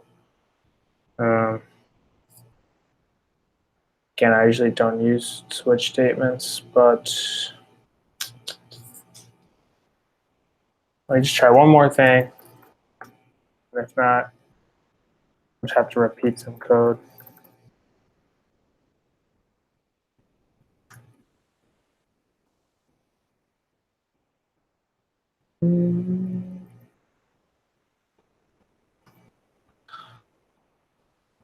Going to throw this return statement in there and see if we get this result outside of the scope of the switch block.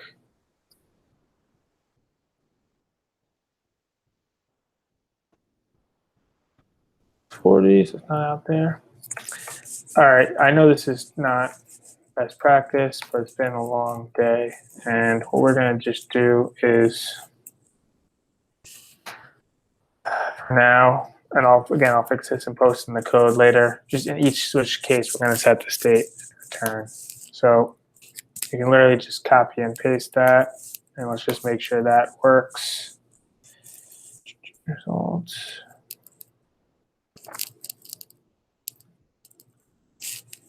All right, so now that's working. Only lost 15 minutes. But you just take this here, what we were trying to do outside the scope of the switch block, and just drop it in each case. And again, I'll repost the code later, and I'll just see what went wrong, because that's not what we wanted to do. But I think it's better just to kind of keep moving along.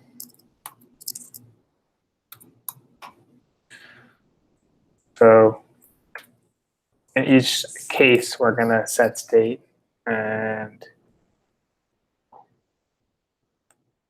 just to test 53 plus 8, 61. All right, 35 times 9. Doing some multiplication. So everything appears to be working properly. Wonder how we're going to handle fractions. Seems to be working.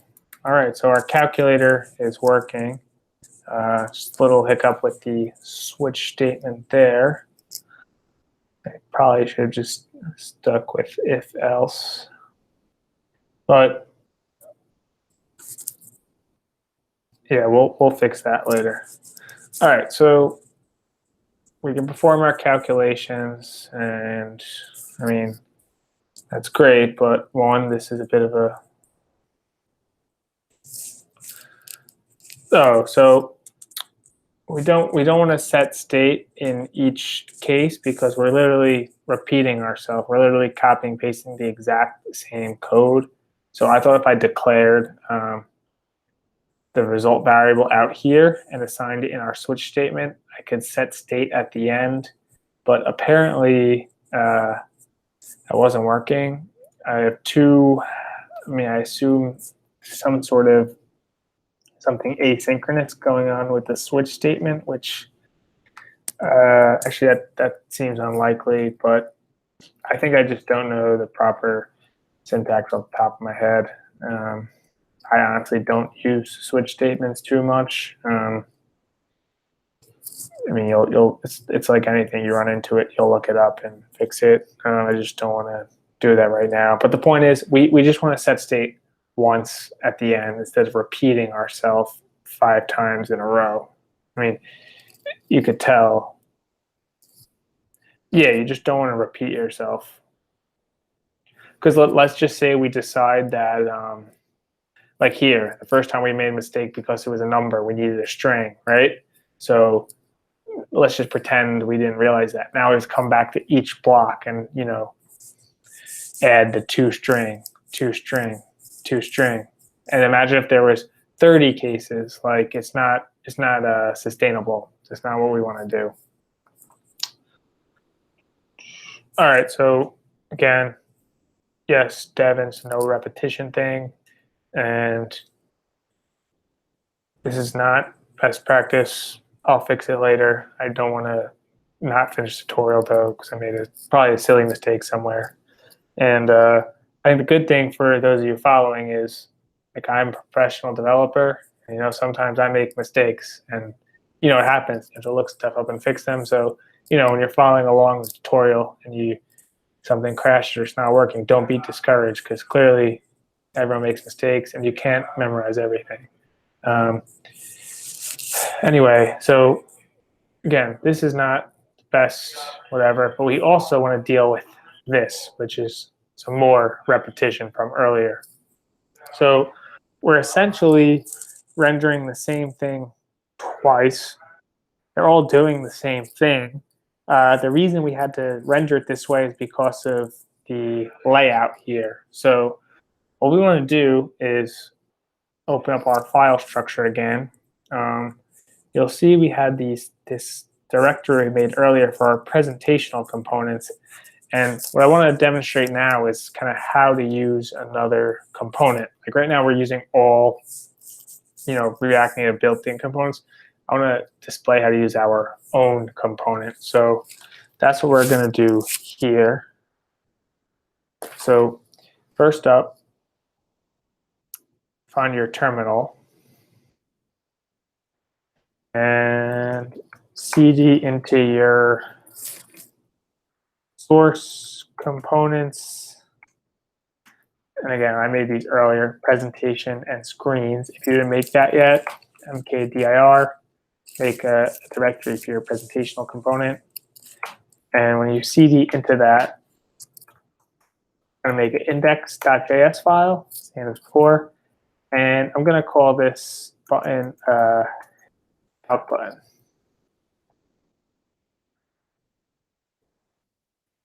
Yes. Make those two files, jump back to our code editor, and same as before, you want to import that.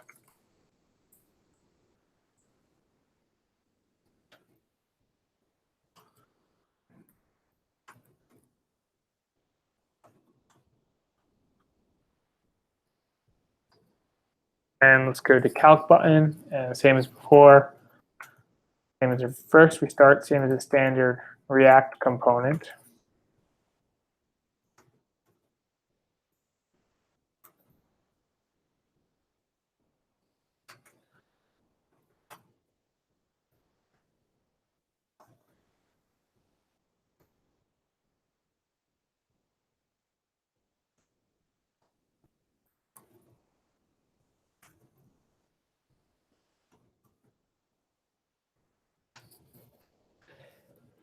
And actually here, I was going to make it a functional stateless component. We'll do that at the end if we get time, but we'll just keep it the same as now. Render, return, and same as before. And we just have to import all our React Native stuff. Just because I know it's going to be view, touchable,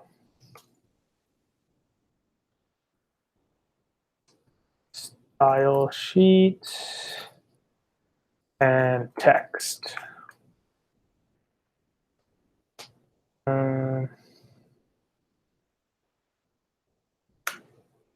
Trying to make this easier to see, but return.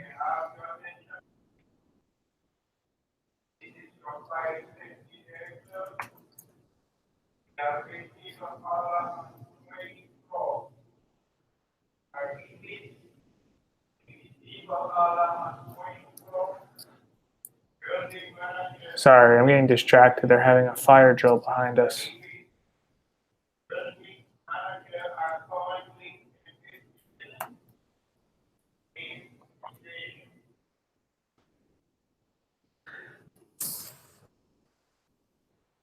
I don't think it's real. I think it's just a drill.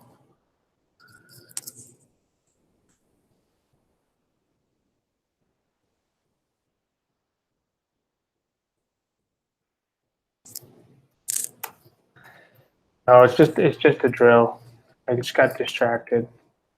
All right, sorry guys. What I was trying to do is first expand this out so you could see. Got a little distracted. And so these are the components we're going to need from React Native.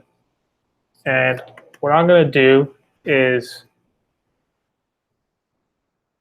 go back to our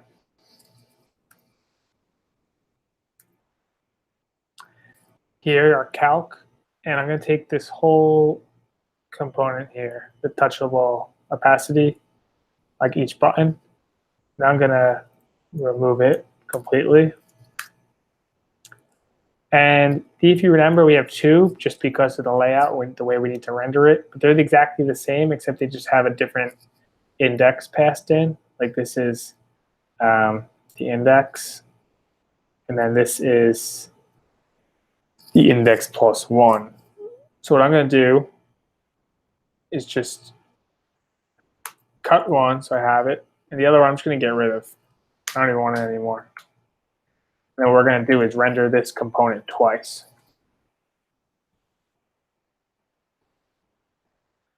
And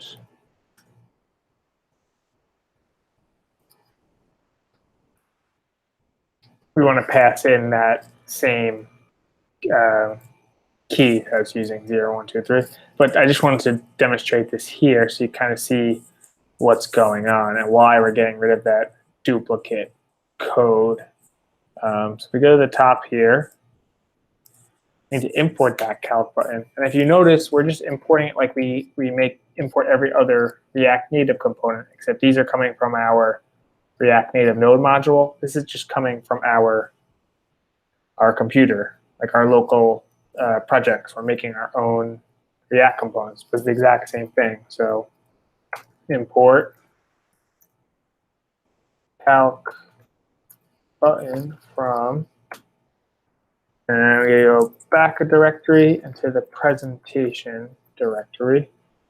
And so if you see, it's literally the exact same thing. So when you do this, this is saying to look in the node modules / React Native folder and import that. We're defining here a specific path. I'm just saying import the calc button component from our presentation directory. So I'm going to save this, go back to our calc button, and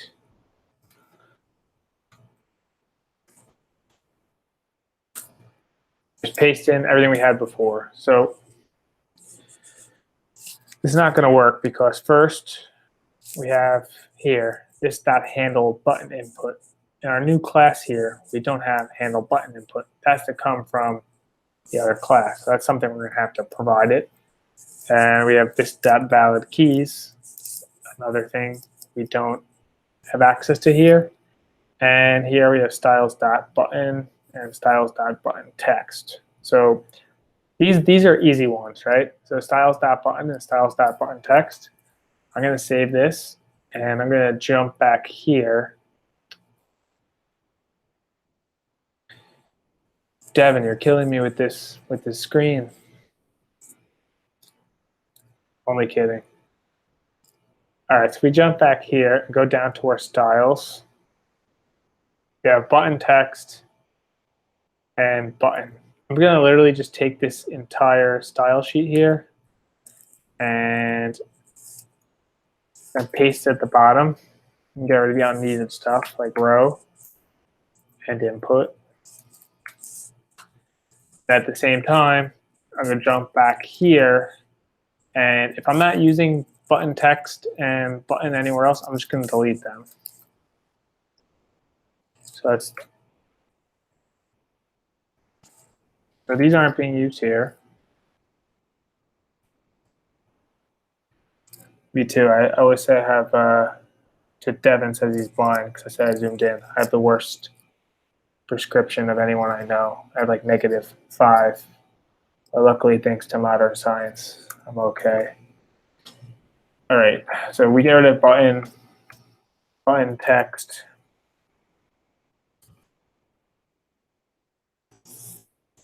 Jump back here. So just to reiterate what's going on, we're taking the code there that's kind of seemed duplicate, and it's probably going to be a reusable thing, right? Like a button. We're kind of making our own component. So we pasted what we were using in here to kind of extract that out. and we're just moving over the styles. So the button is aware of its own styles here, and that just helps us as programmers too, because now when we look at this component, it's much easier to read. So we're at 149 lines. Before we moved all that, we were at, don't follow along, I'm just 170. So we just got rid of 30 lines of extra code that's kind of cluttering up this component. So and it's kind of abstracted into its own item. So when we need to think about it or reason about it, it's kind of a little easier. Like here we just have a button. It's much easier to picture and work with. And when we start having, you have 100 components, you'll start to see why we don't just have everything in one file.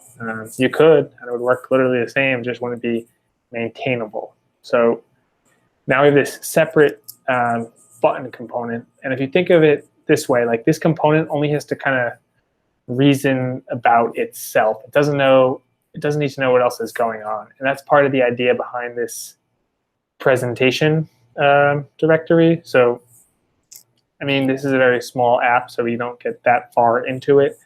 But like, if you even get in more complex apps, you have different types of components that can do more or less. Like right now, we have a basic screen component, and then these presentational components. So the point is, they're kind of what's called a dumb component. Like here in our calc screen, when we update the text, we're performing these operations, setting state, right? These presentational components, they're going to be basically just help us with our view layer. We're basically going to just pass in some properties, and it's going to just render it. So it's basically just kind of removing code from the smarter components, if you will. So we did the styles. That was easy. Now here we have this dot valid keys sub I.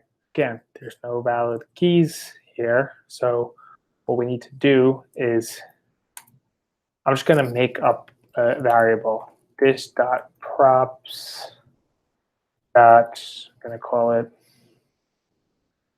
the value. Now, if we jump back here, well, this should crash, definitely. Okay. So I also did comment out that function, but see, there's no value. All right. So what we now need to do is in our calc here, we tell it what its value is. So this is what's called a prop. Before we were working with state, which again, everything is local. Props are kind of how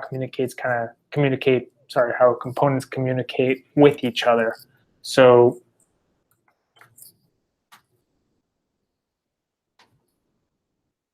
this before, which we were just passing as the text, I'm going to pass this in as a prop. And so this one's going to be I, and this one's going to be I plus 1. And we should get our keys back. I'm going to close this down so you guys can see a little more. Sorry about that. So we have our numbers back now. So again, the important thing though is this button doesn't know anything else about what's going on. We're just telling it, this is your value to display. Right? It doesn't know it's being iterated through the other keys, and it has the different keys represent different numbers. It just literally is just takes a number and renders this button. That's all it does. However, we do want to let it know we do need to call our handle input. Right now, nothing's happening now. So if I uncomment this, it says this dot handle button input. There's no local function here. What we're going to do is say this dot props dot handle button input, and instead of here, this dot valid keys, what we were previously passing, we're going to just pass back this value. So it seems a little weird at first, but this is what's referred to as hoisting state. We don't want this component to have its own state. It doesn't really need to know what its state is, and it's just basically being delegated control of the press function. It'll let us know when it's pressed, and it'll pass back its own value. So this .props.handle button input. Okay, so we just need to assign this function as a prop. So if we jump back, the same as here, we said value equals. We can just say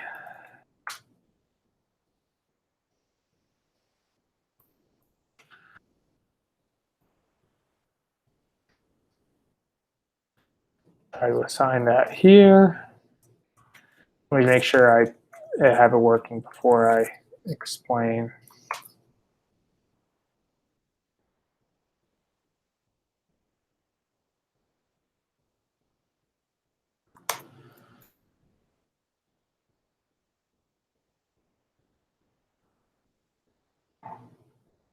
Okay, so this property here, handle button input, right? Same as we gave it this value, and now has access to this by calling the value property. I'm going to just expand my screen for a second so you guys can see. Hold on.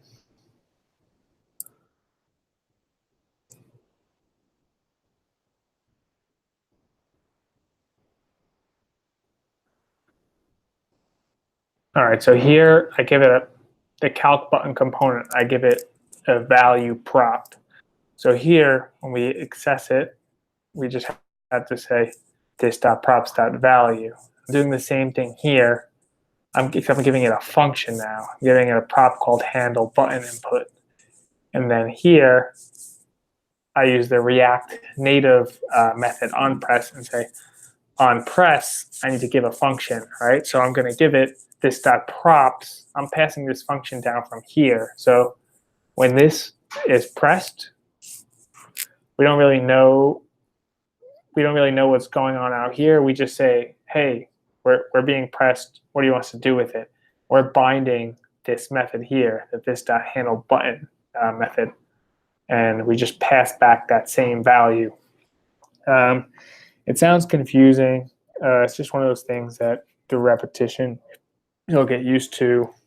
But I mean, that cleaned this up a lot right here. And trying to think if we could even.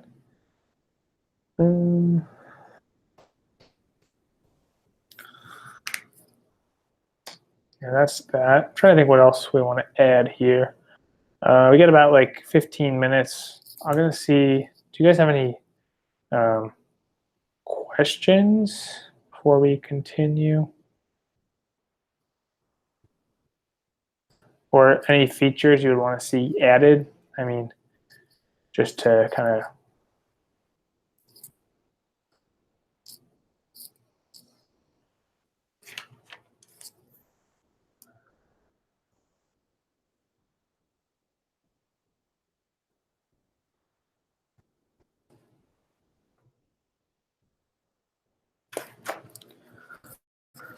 a clear button. Oh, Kareem, I was actually going to suggest that. Great minds think alike. Actually, I'm going to ask you. I know you can't talk out loud, but where should I start? Where's the first place I should go?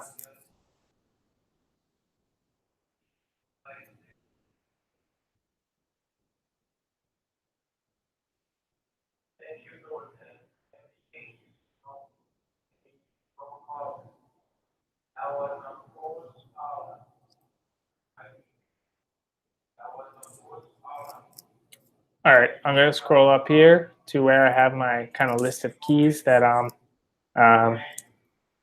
allowing, my valid keys, which we're iterating through. I'm going to throw in a clear at the end here. Yep, exactly. Good job, Kareem. Oh, look, here we go. Now we got our clear. That is not what we want. So Oh, no problem. And it helps me out because I was going to have to try to fill out the space here, but I think we're good. So this clear button, like this is not what we want, right? So the same as here where we handle this button input. If if we get one of these operators, we do something. If we get an equal sign, we do something.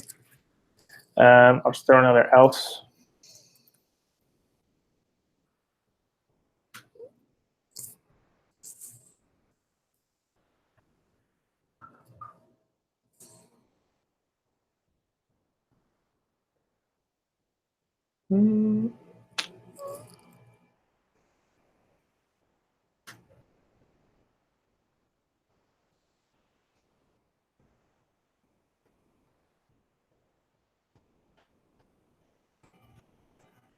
We're going to do here is we're going to reset everything back to how we started. So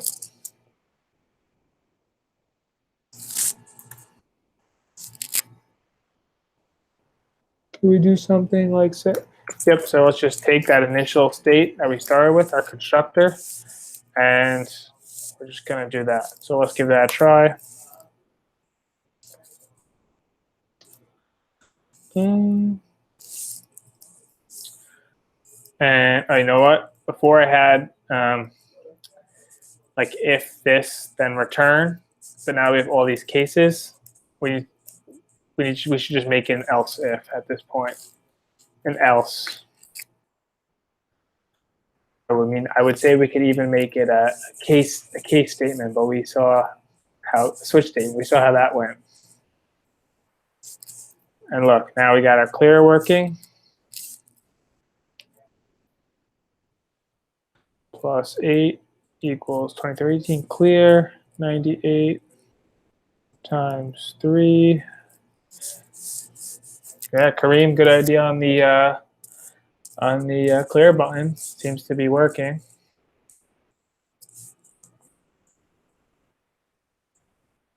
Yeah, I mean, everything looks pretty good.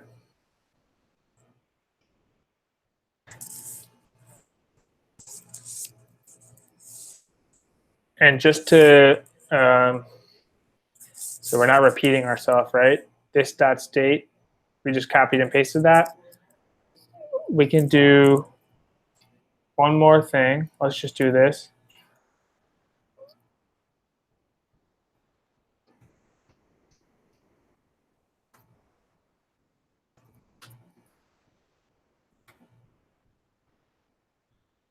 We're going to set a class variable here so we can reference this later with our initial state.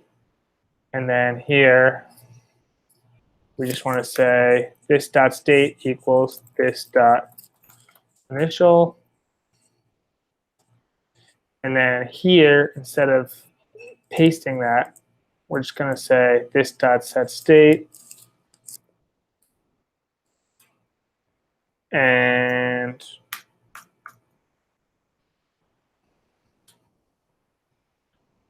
try to see if that works.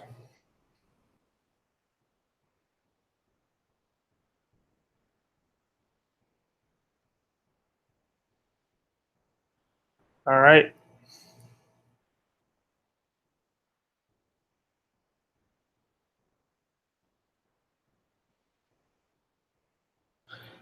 Good to go. So just so you guys are aware, this here, this like class variable, again,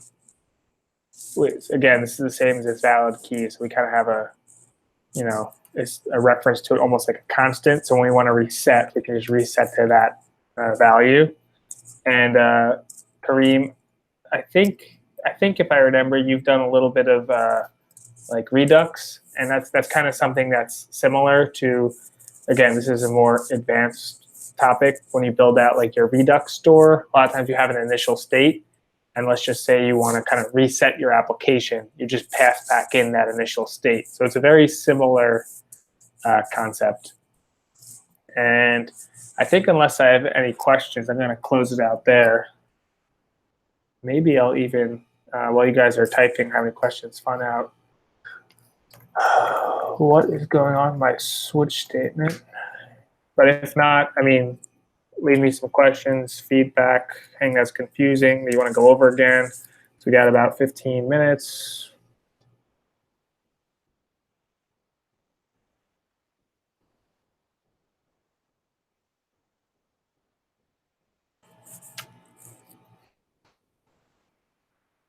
And just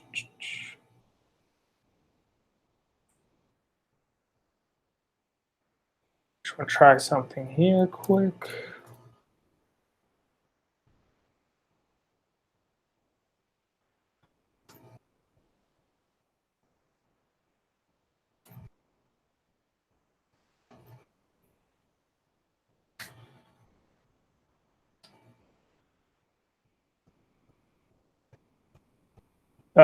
Yeah, Kareem, I'll post to GitHub.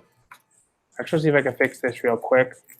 I may have fixed the infamous switch statement.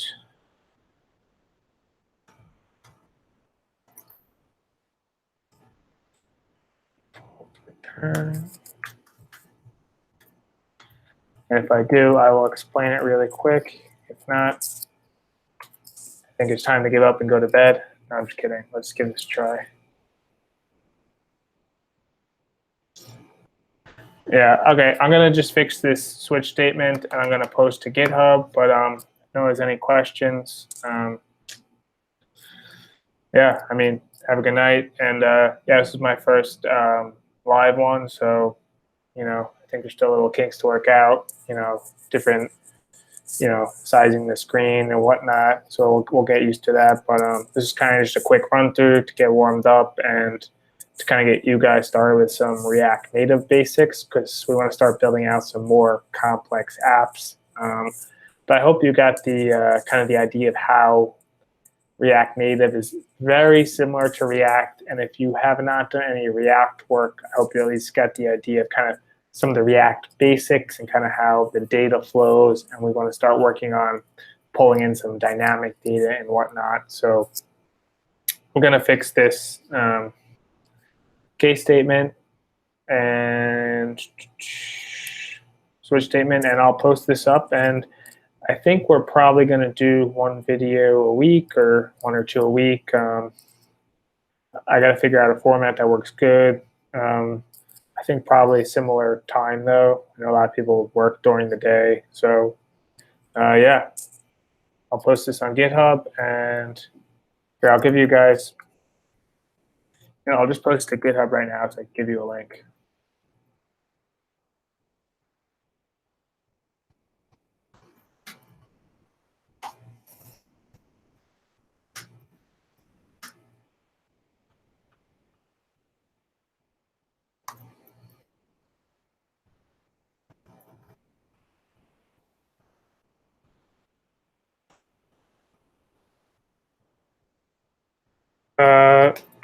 Yeah, Kareem, what kind of apps are you looking to do?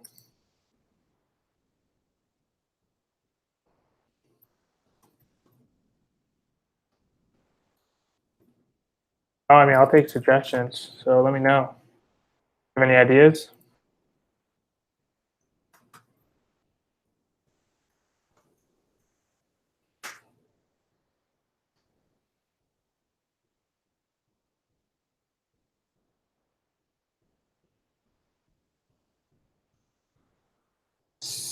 CRM, like client relationship manager, like Salesforce or something.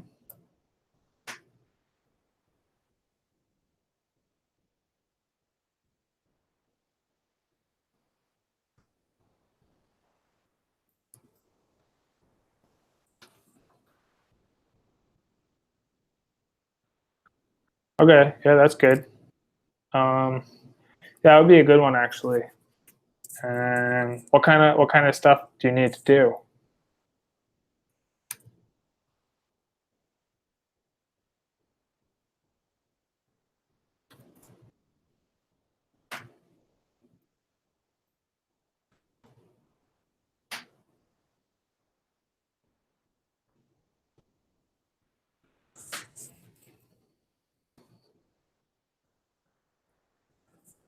All right, I got that on GitHub.